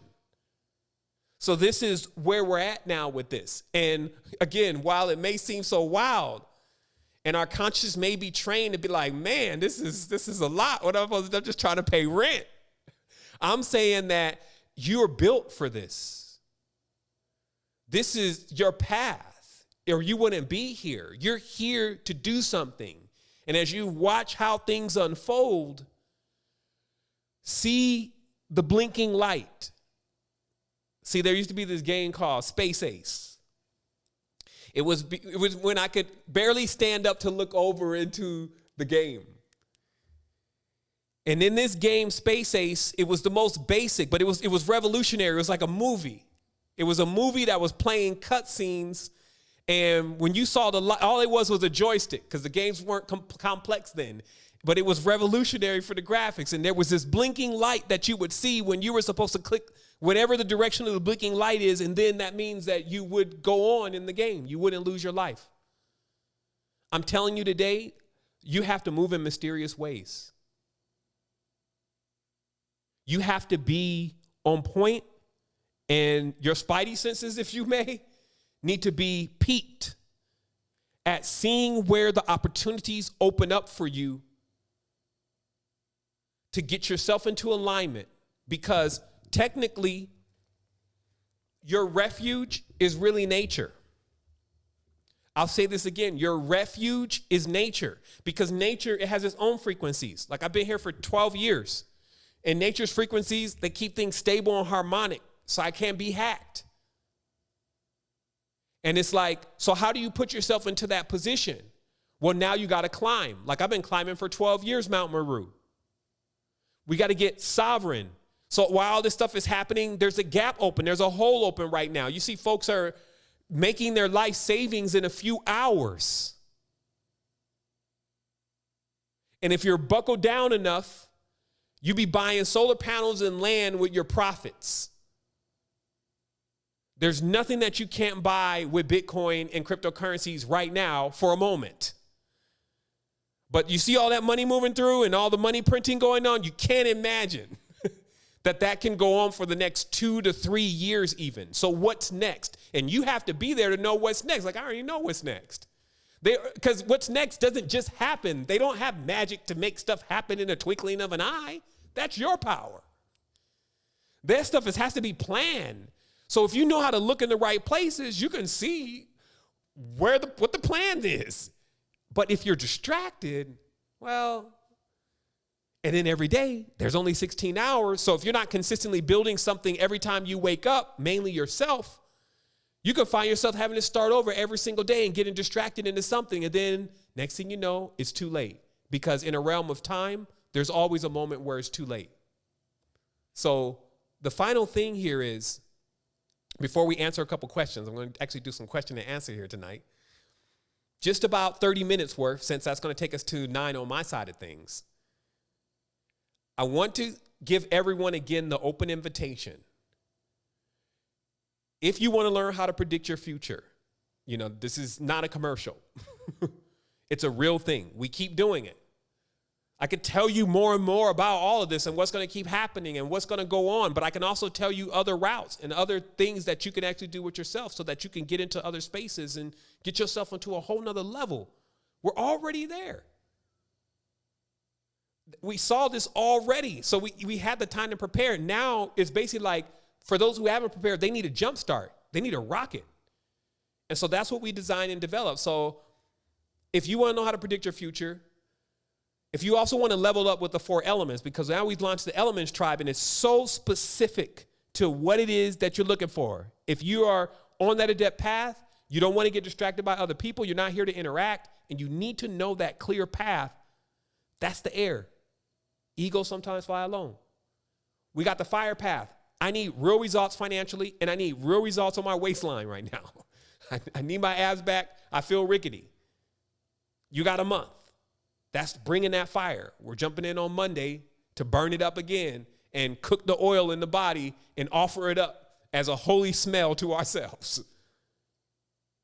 If you need that ground, like, look, I really love what you're saying, but I have no clue what you're talking about. We take it to earth. That's the initiatory ground. That's where your roots get deep. That's where your launch pad gets set so you can take off. And then finally, that water, because that's where you got to learn how to communicate. You got to learn how to go in the deep in order to be a leader. I'm not here to complain about the foundations, the lower entities, and the primordial life forms. We call them ancestors. As crazy as some of these entities are and what they get up to, there's still that respect that, yo, I'm glad you did that. The whole world's a stage. So I'm watching you and I'm learning. Like my mom taught me, learn from people's mistakes, James. Instead of making them yourself. Never let anybody steal your joy. So these age-old principles, applying them now, this is the key. As you know, Sovereignty Mentorship is at a discount. There's a coupon code called Fortress. This means that you can jump in, get access to everything, $54 that first month. And if you just wanted to take it all through there, through the entire university, you can do it in that phase. And that's just the continuous extension. Anything that's free doesn't have any value to the person these days. So it's that divine alignment. And also, if you're feeling like, well, shoot, I don't got it, we're looking for you then. We put an entire system together to get you out of anything that's broke. We're here to fix it. So we have the solutions before the problems, because that's how the soul always exists first. So the problem, that's an after effect. That's math for us. You see what I mean? That's Ma'at. Anytime we see a problem, we call in our mathematicians. And we say, yo, solve that problem, mathematician. You got all this knowledge. And that's what I'm saying. Watch who you're around. They got all this knowledge and wisdom. With all that knowledge and wisdom, why don't you get yourself some wisdom?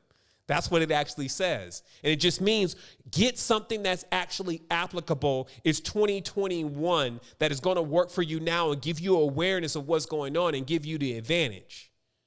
So let's take a moment. We're going to go ahead and answer some questions. I think I actually got all of my notes out here as far as what I wanted to bring across today.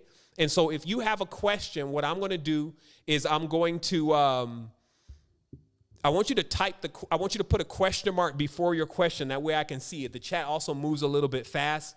That's why I do love Instagram's question system. It's just unfortunate that most of us are not on that system. So if you have a question, go ahead and type question mark first, and then what your question is. And so I'm just going to hit these questions, and that doesn't mean I'm going to answer your question because you know how it is. So let me start going through this.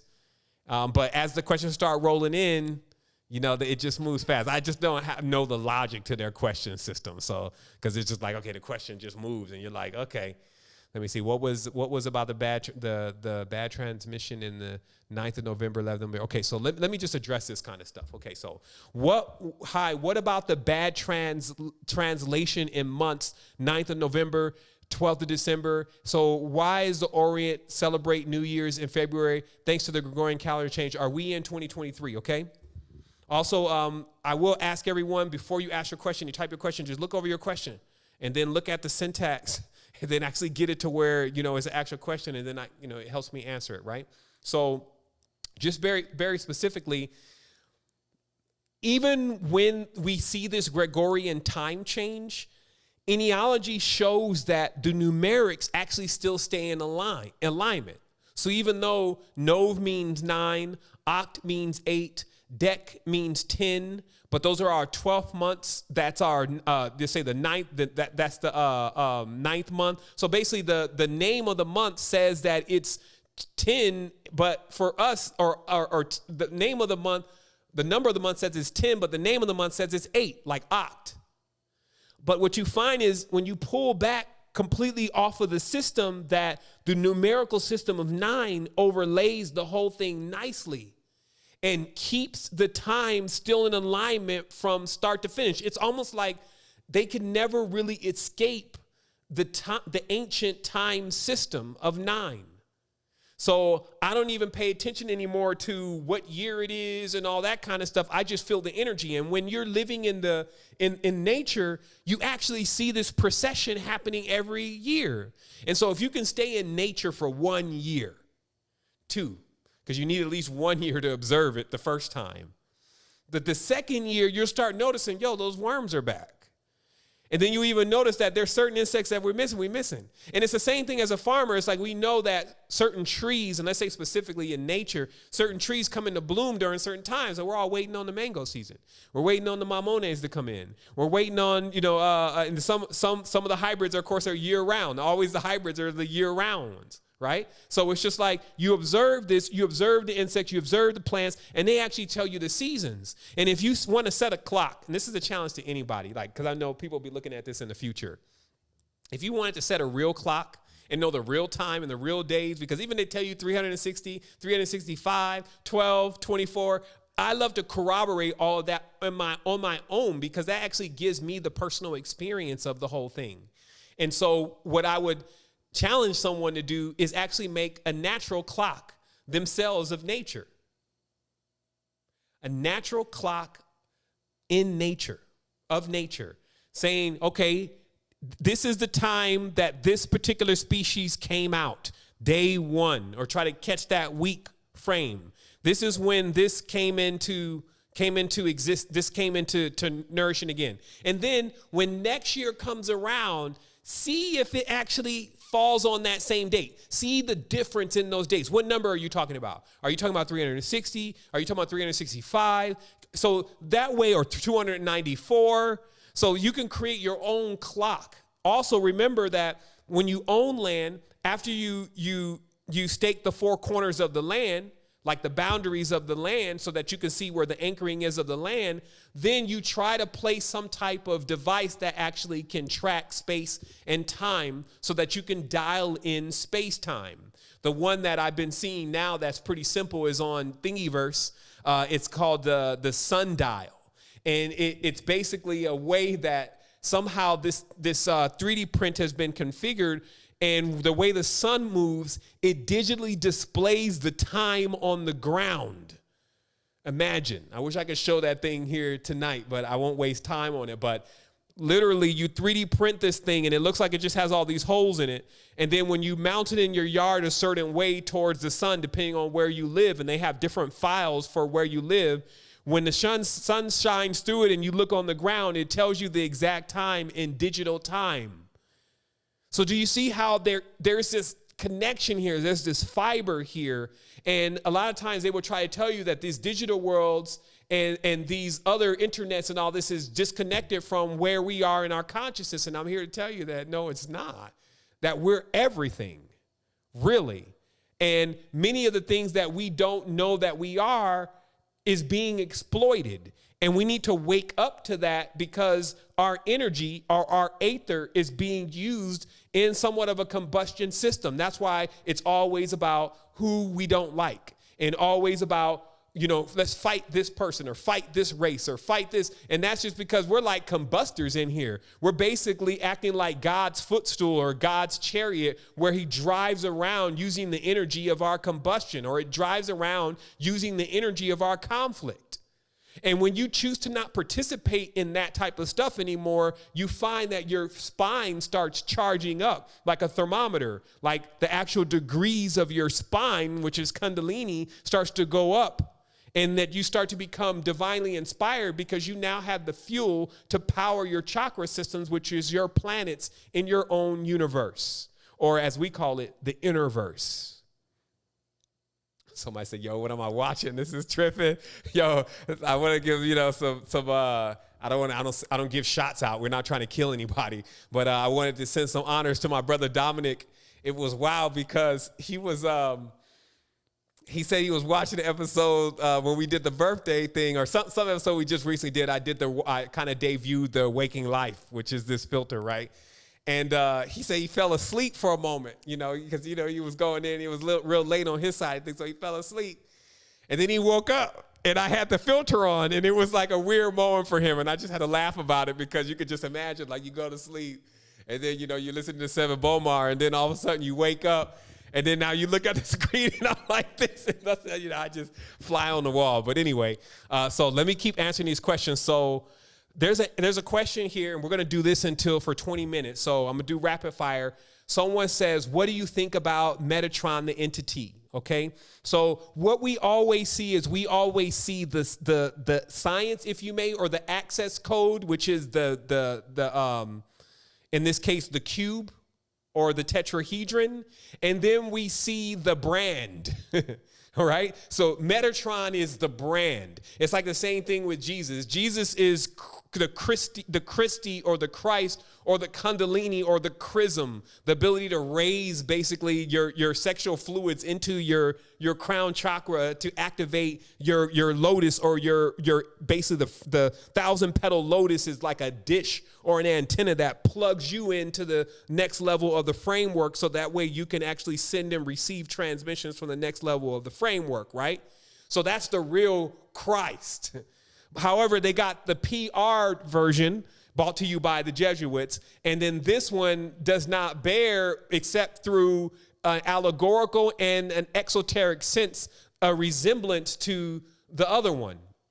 So the same thing with Metatron. Metatron is the dominance over those who actually understand Merkaba mysticism. So Merkaba mysticism is an initiation of learning how to actually quirk, to basically fold space-time, to actually be able to tesseract yourself, right? So it's a visualization of oscillating fields, which actually are the same patterns of the torus or the tetragrammaton that is around your body, and learning how to visualize inside of your consciousness, because for most, they see darkness when they close their eyes. But for the master, you see light, because you're able to use your internal projection, which is the same thing you're using when you're going to sleep. When you go to sleep and you close your eyes and then you start seeing a picture, what do you think that is? That's what we call light or energy. So you're basically an electromagnetic manipulator. And in that respect, you're capable of actually moving the electromagnetic field, but you need charge. You need amplification. And that's what Kundalini does. It gives you, or breathing and actually bringing up your energetics, it gives you the activation inside the chakras to be able to turn on the lights inside of your mind in order to be able to then project a field. In this case, it would be more like a Sri Yantra. It's the lines are not straight, right? So in the Sri Yantric fields, or the original Sri Yantras, the lines are curved. And that is very specific. There are straight line energies, but this is a curved energy. And if you were able to visualize that inside of your mind, then it actually does basically open up a hole, or in this fabric of this reality. And so it's kind of like an advanced version of cloud busting. So of course you can then imagine it's like, okay, now I opened up this hole, now what? And that's what I'm saying of why we created the InterVersity. Because then even when you get to certain points, you still kind of seem to be lacking certain levels of awareness of understanding what you need to do next. And so we had to lay out the entire path. So let's keep going here. Hopefully that gives you a little bit of insight to Merkaba mysticism.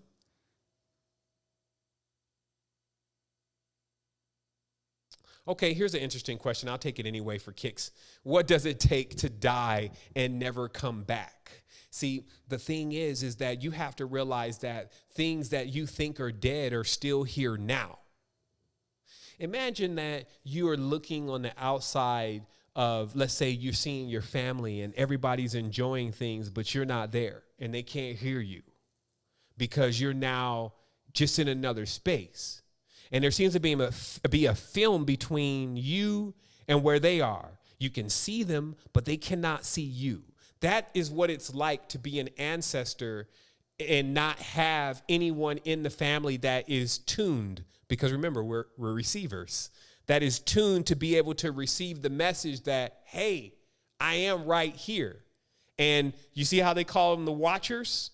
Because a lot of the ancestors just watched their progeny. They just watch and they try to guide and even intervene in different things that go on in a person's life.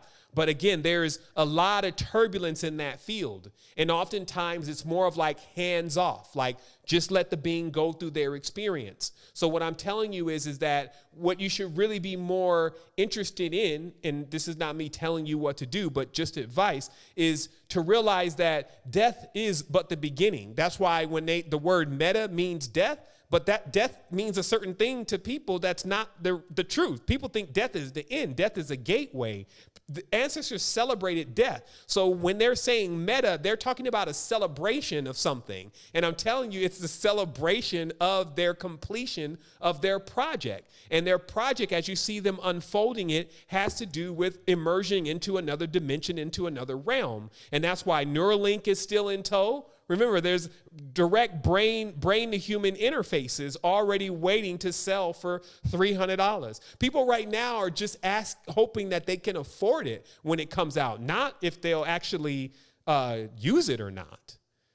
And that's the whole thing about even what we're dealing with in the world now with the sea situation, because that breaks down that last barrier of people using common sense about not doing something that they don't want to do. Like, nobody's going to do anything. I'd rather check out. I'm not going to start living in a world where people are going to begin to tell me what to do as an adept. That's, it's just like, even if it was real and it worked and all that stuff, that has nothing to do with whether I'm going to do it or not as the Lord and the master of my own life. So, because when you break that barrier, that's like a molester or somebody on that kind of vibration energy. It's like you already are letting them do things to you that make you feel uncomfortable. And when you let that kind of stuff happen, it becomes a gateway to other things happening to you. So now that's been initiated into reality. So folks are just like, where do I sign up? Where do I go and take it at? So when they start rolling in the next thing, which is for sure the chip, you won't be able to buy or sell without it. You will have to have those who are bridges between, if you don't want to take it, bridges between the real world and the digital world, or basically what we call the so basically, you're going to have a system where everybody that is in the system is going to conform inside the system because everything is going to be tracked. And then you're going to have those that are outside of the system, i.e. decentralized. And that's going to be the only two. And trying to even give somebody money from the decentralized into the centralized is not even really going to be possible except through those who still know how to walk the digital bridges. So it's just that awareness that the longer you take to actually realize what's happening, the less time you actually have to strategize what your solution is going to be. But remember, you never left yourself without a solution. You're living in it. As I always said, man, where did I park the spaceship? Like the moment I came out and went into my vast awakening, I was like, the next thing I was like, where did I park my spaceship? I remember literally saying that. And then something said back to me, you're in it. I was like, oh yeah, I would not like put it somewhere else. I would keep it with me. The body is the spaceship. Now, where's the manual? Notice how manual says man L. You know what I mean? Like, yo, what's the manual to this man L? How do I work this? Yo, I'm in a tailspin. What's happening? I need to pull this thing out of the tailspin. How do I activate warp drive? Whoa, shit. That's a hit of DMT. That's too much. Oh my goodness, ripping the warp reactor. Shut this thing down. Woo, okay, this works. What was this? Like, why are they not talking about this in school? Oh my goodness, what should I do? Should I leave New York and go to Ecuador where nothing's happening? You see what I mean? It's just like, this is a real thing, and it's an adventure, it's exploration. It's what we were designed for. You know how they always show you they got these swashbucklers? You know, they're like Indiana Jones. You know what I mean? And they just, you know, run around having all these adventures, and it's like, where are you at? You see what I mean? So let me keep going with the questions. All right, so we got 10 minutes, and the questions are just being divinely asked at this point because I just, you know. So psychedelic shrooms and other substances, what do the visuals mean? What you're seeing is you're seeing your chakra systems unpack right before your eyes. And sometimes if you catch yourself, if you have an active third eye and you wake up in the middle of the night and you look at a white wall, and you shine a light on the white wall, you can see it. You can actually see the geometrics of your chakra centers unpacked, basically. So that's what you're seeing in the visuals, is you're seeing the chakras. Now, so that makes a perfect awareness because a chakra is a planet. So if you then look at your planet and you don't understand it, it's because you don't speak the language of the planet.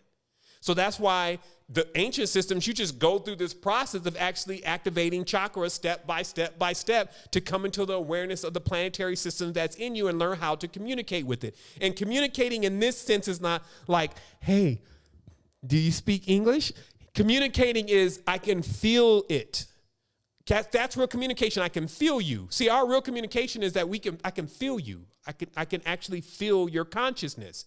So when you're communicating with yourself, you can actually feel your root chakra and you can move it.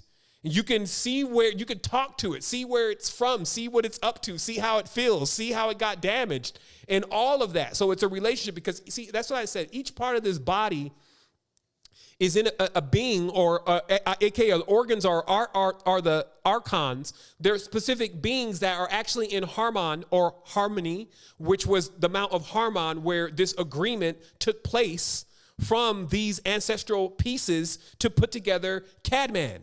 You know, and no pun on 3D printing and CAD, but Cadman, which is basically a being that lives inside of an architectural reality that is based on different components that mesh in with the framework of that reality. So that's what we're in right now. And gaining control of that is what we're saying is activation and gaining control of the ship. Right now, a lot of ships are just in this spiral careening kind of pattern, and the actual field itself is going backwards. So the energetic field around a mind that is confused is basically going backwards and leading the force field of that being into entropy. Entropy is like the reason why they conceive that the earth is on this tilt, like it's wobbling, versus standing up straight and erect. So it's like, what fixes a tire, because this is all related to centrifugal force, what fixes a tire from whopping? You know, you ever seen a whopping tire? It's like the faster you go, it's just like the more vibration you get out of it. And then also it's burning gas. It's burning more gas. It's, you know, it's even destroying other parts of the car. What do? You get little bitty magnets, pieces of lead, and then you put them on the wheel in certain places until it balances the wheel. And so that's what you're doing when you come into activation is that you now know what the visuals mean. You know why you're going into these realms. And trust me, the rebel is always ready to go up for these experiences and be like, you know what, I got this. I'm divinely inspired. I can lead myself. And that's exactly how I came into this. But after 12 years, I'm like, so I'm pretty sure I'm not the first one to do this. So is there someone else by chance that actually has any more data about the fields in which I will be entering or what I saw last night? And that's why I said, that's why we created the metaphysical data set. That's why we come in all the time with this symbolism and this language to actually demystify more and more the framework till the point where you understand it enough to what you see in any realm, you'd be like, oh, that's them. That's the Jokers. Huh? That's the Jokers. Like, I've seen the Jokers. They're like the first thing you see when you come into, when you first go through certain experience, like the diamond tree, even ayahuascas, it's still based on the development of your own chakra center. So generally the first time a person gets on diamond, the ground is moving like a snake. And it's because they're awaking to their chakra center. And if they are awaking to an inverted chakra center, what it looks like is jokers, because jokers are the symbol of an inverted chakra center. They are the upside down pentagram. That's the jester thing that comes off the top of the head, right? That's the first card in the tarot. So that's the first thing you see is these jokers, and they're just like they're so close, they're almost like on your face. And that's just the beginning of the whole thing. And it's like, what was that? Until you realize, yeah, there's an entire cult of jokers. What do you think comedy is? Smile now, cry later. Like we talked about, there's guilds of magicians. Houdini started the Magician Society that holds all of the occult knowledge for the Western world. You thought Houdini was just an illusionist. Houdini was basically the Quissack Haderach of the Illuminati, ushering in this knowledge into the Western hemisphere. So again, why would that become important for me? Most of the time, this knowledge becomes applicable in order to assist others in waking up. When you're not doing that, generally this knowledge doesn't have any application. It's just a waste of time because you're breathing, whole body breathing. You're stretching out. You're getting stronger. You're connecting your words, your tones, and your vibrations. So do you see what I mean? So it's less of Wonderland, because that's basically what it is, and then more about you, the sovereign, and the world that you're going to create, and what components actually create worlds and how you can use them. So let's keep going. We got 5 minutes left. I'm going to scroll up a little bit. Okay, now it ain't even let me go back anymore, so I guess I got to click that. Okay, so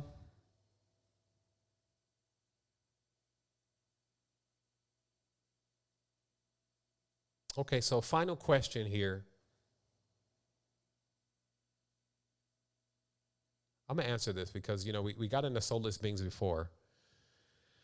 So what you would perceive as soulless is the amount or percentage of anima. So as we talked about that, there's degrees to this. So if you notice, some people are naturally themselves. They know how to sing, they know how to dance, they're very creative. So we say they have a lot of soul. Versus somebody who has less of whatever that is, they seem to be bored, they don't move as much, they don't have much creativity.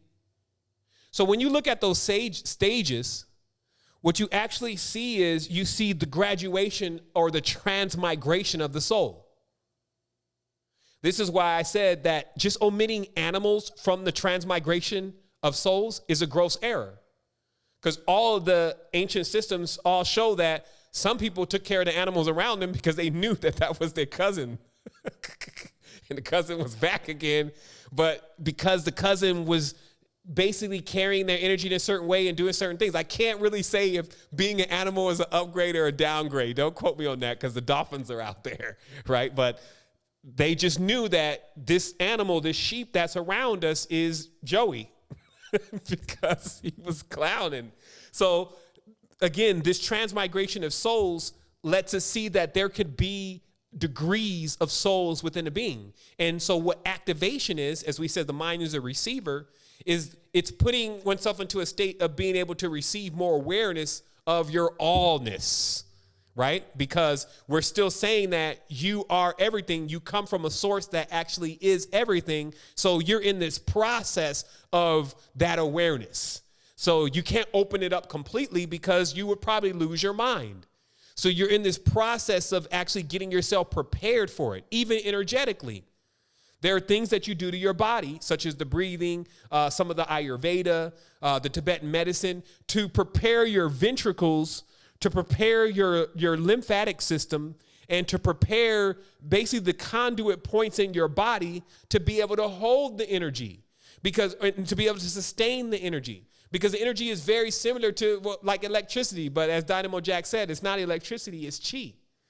And when it starts running through your body, if you do have a blockage somewhere, something that you didn't get through, something that you still got division with, it's going to rupture that area. So it's like a bunch of energy coming down that, and it's just going to snap that line. And that's why you get folks that are just so off when they go into this higher vibratory frequency. It's like they can't seem to ground back into reality. It's because you should have set the ground first. See, that's what neophytes do. Neophytes take off. They're just trying to look for the most powerful word, the most powerful name until they get wrecked. And you can get wrecked. Some of these entities, they're just too destructive for a person's mind in 2021. But the person playing around, they go grab one of these books, they start painting this shit on the ground and working with these symbols, and they think they big badass. Then they sit around with the symbol and everything, has no clue where any of this stuff means or where it comes from. They just want to throw lightning from their hands like the Emperor on Star Wars. And then before you know it, they're way over their head. And now they realize it's real. It's just like taking certain substances like DMT. It's like that first time, nobody can explain it. Would have ever been able to explain to you what it was like anyway. Then all of a sudden you're on this thing and you realize that the whole spiritual world and everything is real. And everything that people are living in the world is a lie. And there's most of the people here that have never seen the truth. Tops 2% of the people here have seen outside of the matrix. So just because you got all these Instagram friends and all these Facebook friends talking about they woke and that they take ayahuasca and all that kind of stuff, they've been playing around in their own chakra centers.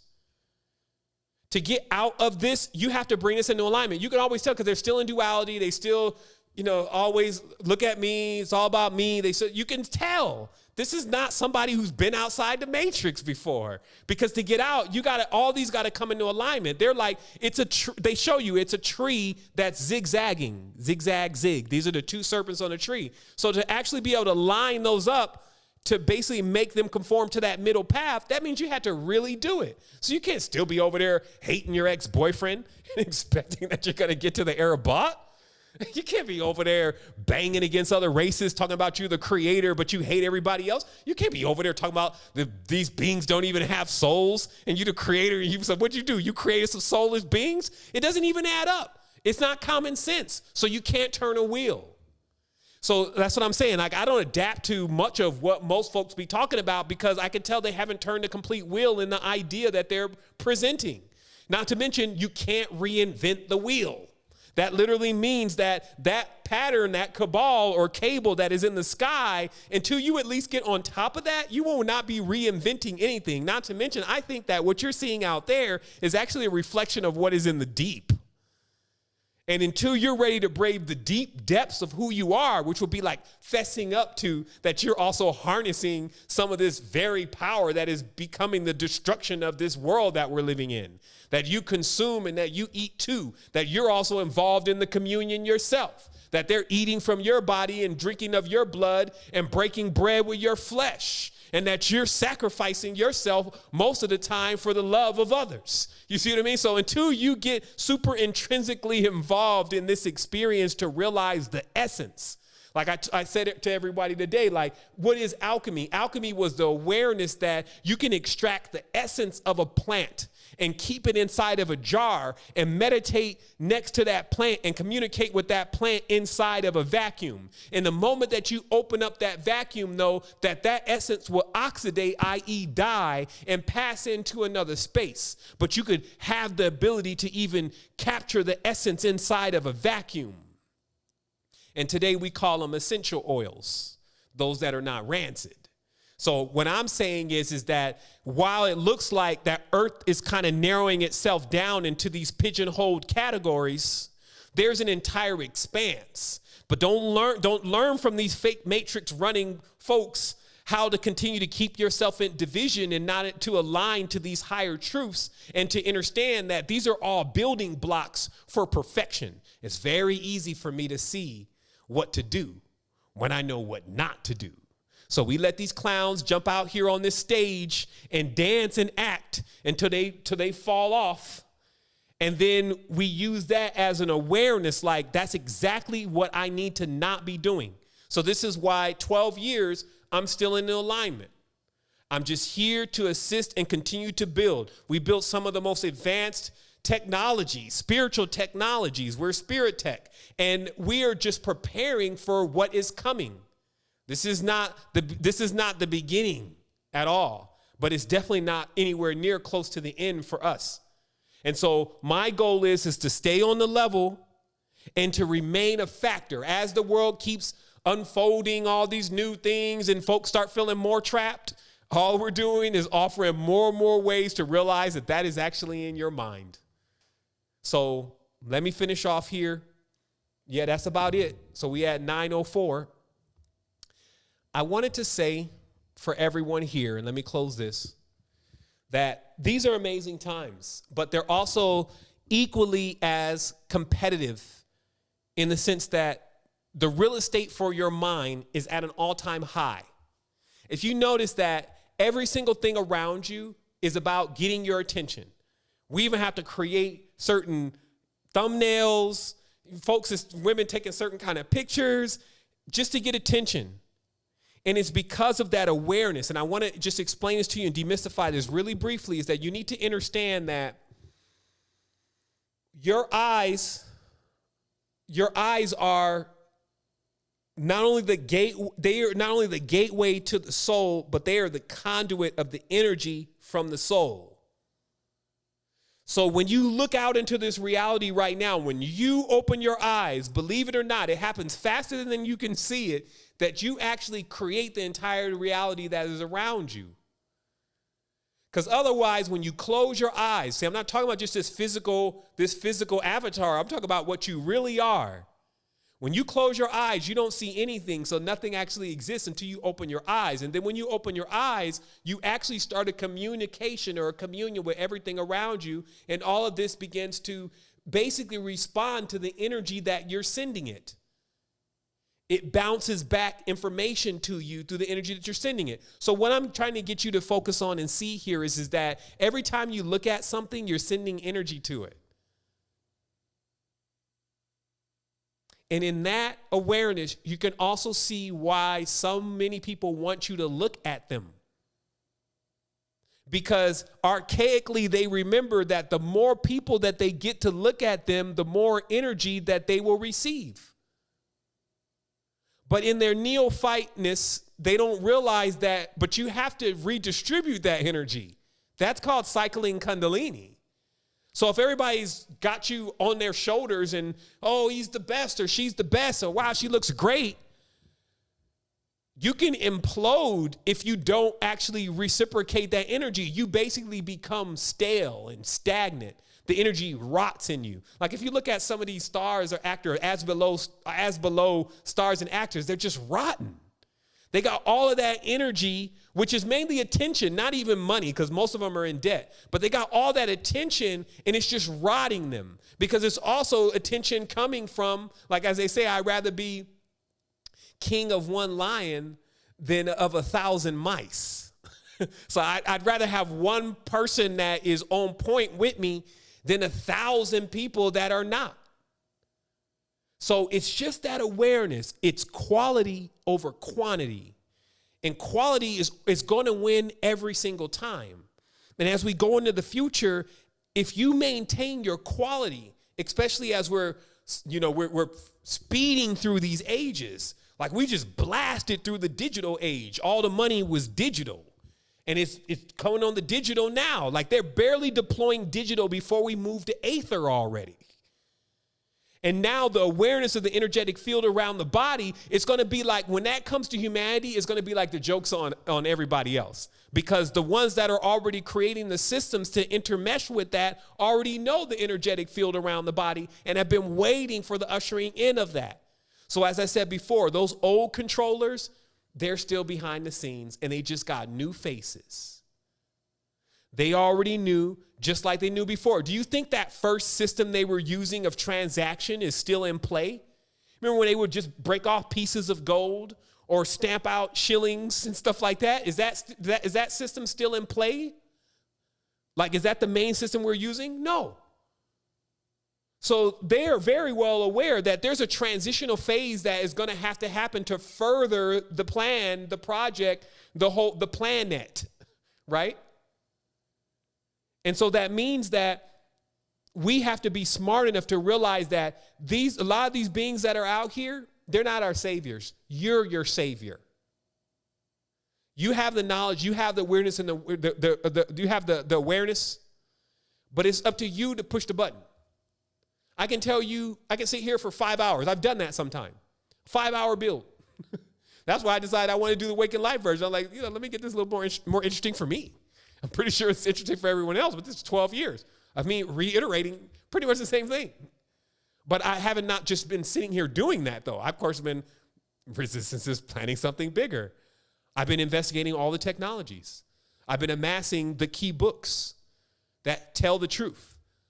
I've been decoding the language. I've been deploying etiology, metaphysical frameworks to help with mental health. We're going to be dealing with an extreme mental health issue in the next 6 months to a year.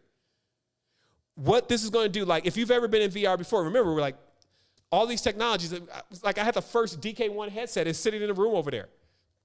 And it's like, there are certain things that can happen in virtual reality.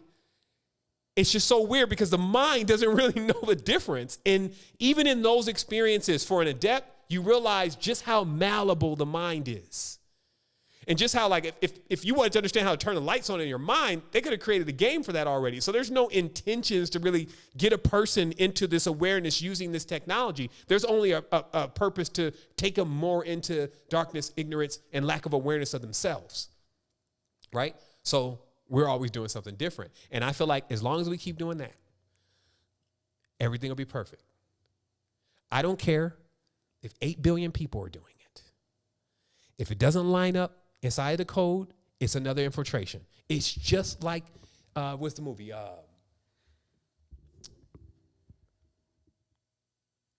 What was that movie? Inception. You need to be on point. I don't care if you see everybody doing it. You need to realize that the kind of beings that we are, even the reality that you're perceiving right now, can change. And you be in another reality and think it's the same one. You wake up in a reality, now everybody is lining up to go and tamper with their DNA. If I tamper with my DNA, it's going to be my own workshop. I'm game for it. I'll drink some CRISPR water that I created, but I'm not opting into anybody else's stuff. But what I'm saying is that you need to understand the framework and the malleability of this reality, especially by someone who's a master of the waveform, is immense. And that you have this power too, but if you don't wake up to this power because you always feel demoralized, right? This is a demoralizing society. They're constantly weighing you against something. How pretty you are, how much money you got, how smart you are, all this stuff is like, this is real survival of the fittest as far as the mindset is concerned. So that's why most people feel devalued. They feel debased. They don't have roots, right? And they don't have history. Most of them don't have culture. And I'm saying just in our nucleus. Now, remember, we're not in Borneo somewhere. So there's other cultures. There's more that goes on than what you're seeing on TV. But just us as this nation, and that's why I'm here for you. Because I grew up in the United States of America, in Oceanside, California. You see what I mean? I went to Vista High School in San Diego. You see what I mean? I went to Texas, to Fort Worth.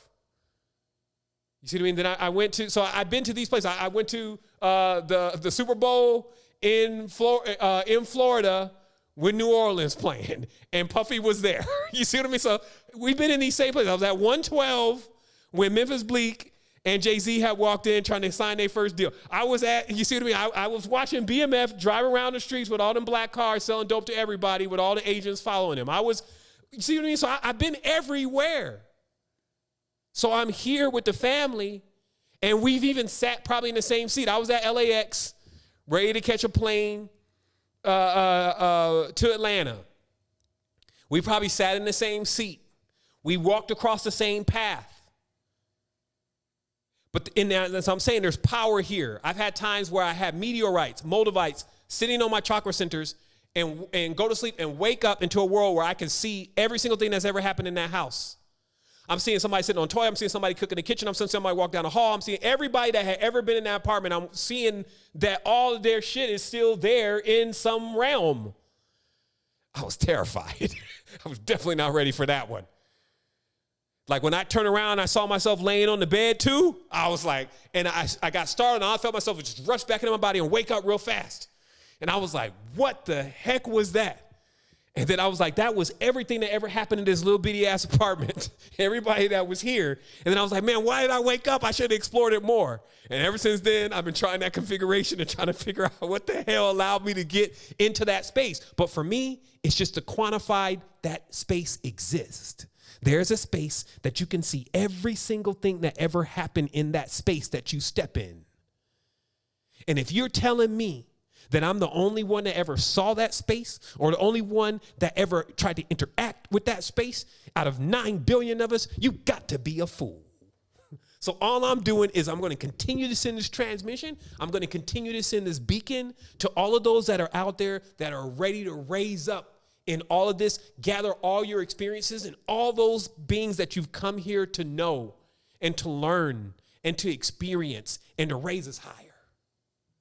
Like, I don't care, everything on any level, we going up one, to dislodge all of this system because I'm not a fool. I know I'm in a smaller version of a larger thing. Big ship, small rudder, though. I know I have the potential and the ability to change my life and to offer the gift to others to change theirs. And I see that in this time, that's a good space to be. That's the best space to be. Because regardless of whatever happened, the same gesture that I'm giving to others, no matter where I end up when I pass beyond this, is the same thing that's going to happen to me. Something can be like, oh no, he's doomed. The high gods got pissed off at him the last time he cussed out AWAS. And they were like, yo, get rid of him. And then some other being will jump in like, hold on, cousin. He helped my great-great-grandson to get an awareness because he was strung out in the streets. And he didn't know about himself. And he ended up hitting up some podcast on Spotify and listened to this dude and changed his life. Let him go through. And that's what I said before, though. I have proof that the reason why I've gained certain levels of awareness is because I've never been constrictive to who I will assist in this process of coming into a greater awareness of themselves. And that, my friends, gives you access to the innerverse. So welcome to the next stage. I trust that you will do something in this life that will make you rich the next life, so your space credits will be high and that you will continue to distribute like a great ancestor everything that you've learned and all your gifts that you will distribute to those that look to you. So that's what I got for today. Wholeness and balanced vibration. Let's go ahead and get into this thing. One more crunk up for the evening. And make sure that you remember, you can come and check us out in Sovereignty Mentorship. You know how they got these Patreon and all this kind of stuff? I will ask you, like, yeah, from time to time, I'll be like, man, of course we want to expand, but how are we going to even keep doing what we're doing now? Right? And, that assistance. We've had sometimes people come in and try to rout the tribe and start all types of craziness. That does damage us to certain degrees. And so it's like, if you ever were sitting there, it's like, well, how can I support? Join Sovereignty Mentorship. It's $54. That could be like Patreon, except you're going to get all of this knowledge. But to just see us here doing this, we breathe the same air as you. Like I said, we're breathing the same air. So that means that I'm still going to be dealing with that same thing every single day. All the folks that don't like this, the trolls. Oh man, the trolls are on the level. The trolls give me an idea of what we could be dealing with. Like when we talk about real Manchurians, I deal with real Manchurians that come in and don't stop. You see what I mean? It's like in all of this, it's like you realize that, wow, we're just trying to hook folks up to the awareness of themselves, but you got to endure. And so just know that we are dealing with things, and the more support, the more assistance, the more honorings, the more of those things that we have, it increases the strength of our fortress so that we can always maintain this pillar of strength in these times. So that's what it is. Wholeness and Balanced Vibrations. Let's go.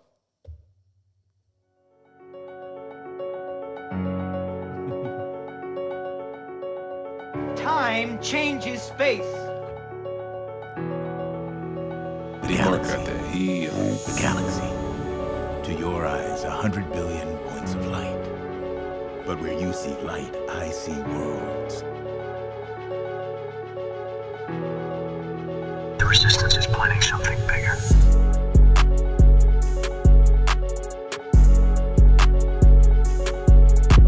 Signal me, and I'll come with a linking book to bring us back. It's from that old Mist. Our purpose. Our purpose.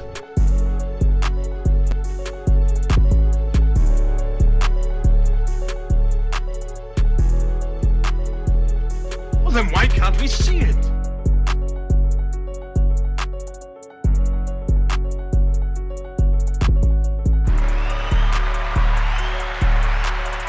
We have here nitric acid, glycerine, and a special mixture of my own. Together, it's horrible, dangerous stuff blows you up. But mixed together in the right way, as only I know how. What do you think it makes? I don't know, sir. You don't know. I can't be the first one who wanted to see my youngest self. I've seen things you people wouldn't believe. Attack ships on fire off the shoulder of Orion. Though our hero's destiny might lie in the stars above, the beginning of his journey was much more. The scholar. The scholar. Our purpose. Our purpose. Our purpose. To create a star within a star. So you know math is never just numbers. In the wrong hands, it's a weapon. In the right hands, deliverance.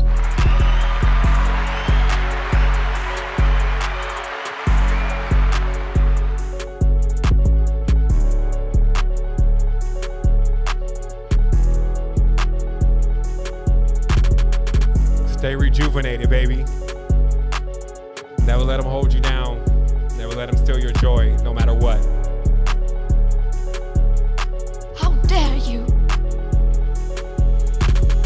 Time changes space. Look, this flat ground we're standing on could have been at the bottom of the sea a million years ago. And a million years from now, it could be the interior of a huge mountain. Well, then why can't we see it?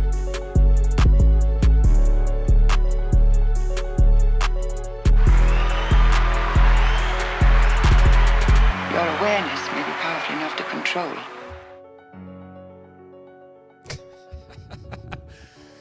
That's what it is, family. Thank you so much for taking your time and actually coming into alignment with yourself. I trust that we will continue to connect, and I look forward to seeing everybody soon. If this was your first time, check us out at secretenergy.com. Do the like thing, subscribe thing. That seems to actually get the message out to more people. If this was something that you felt inspired with today, definitely share it, as we mentioned again, because the more of us come into awareness, it connects an organic grid that allows us all to receive this transmission of greatness. And that's why what I say is oftentimes exactly what you've been thinking. Wholeness. Wholeness and Balanced Vibrations Tribe.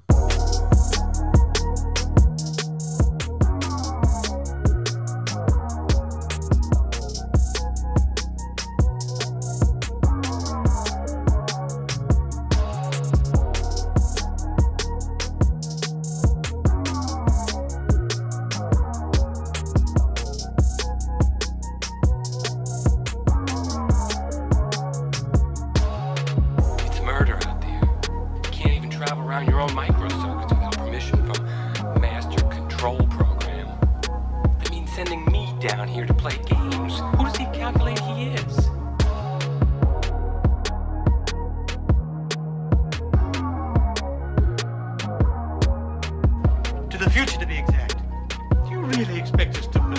such a story? Will you just... Certainly. But you yourself just said that it hadn't really moved. That's correct. Well, then why can't we see it? Because we're in this room on the 31st of December, 1899, but the model that you saw is perhaps 100 years away by now.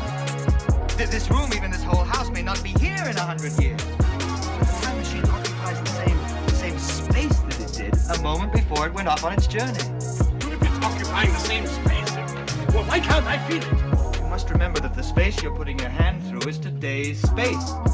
You can't put your hand into the space of tomorrow. The space is space. It doesn't change. The same space that's here now should be here in 100 or even 1,000 years. No, Philip. Time changes space. Look, this flat ground we're standing on could have been at the bottom of the sea a million years ago. And a million years from now, it could be the interior of a huge mountain. All right, suppose what you say is true. What do you expect us to do with such a contraption? Contraption? For my part, I intend taking a journey into the future.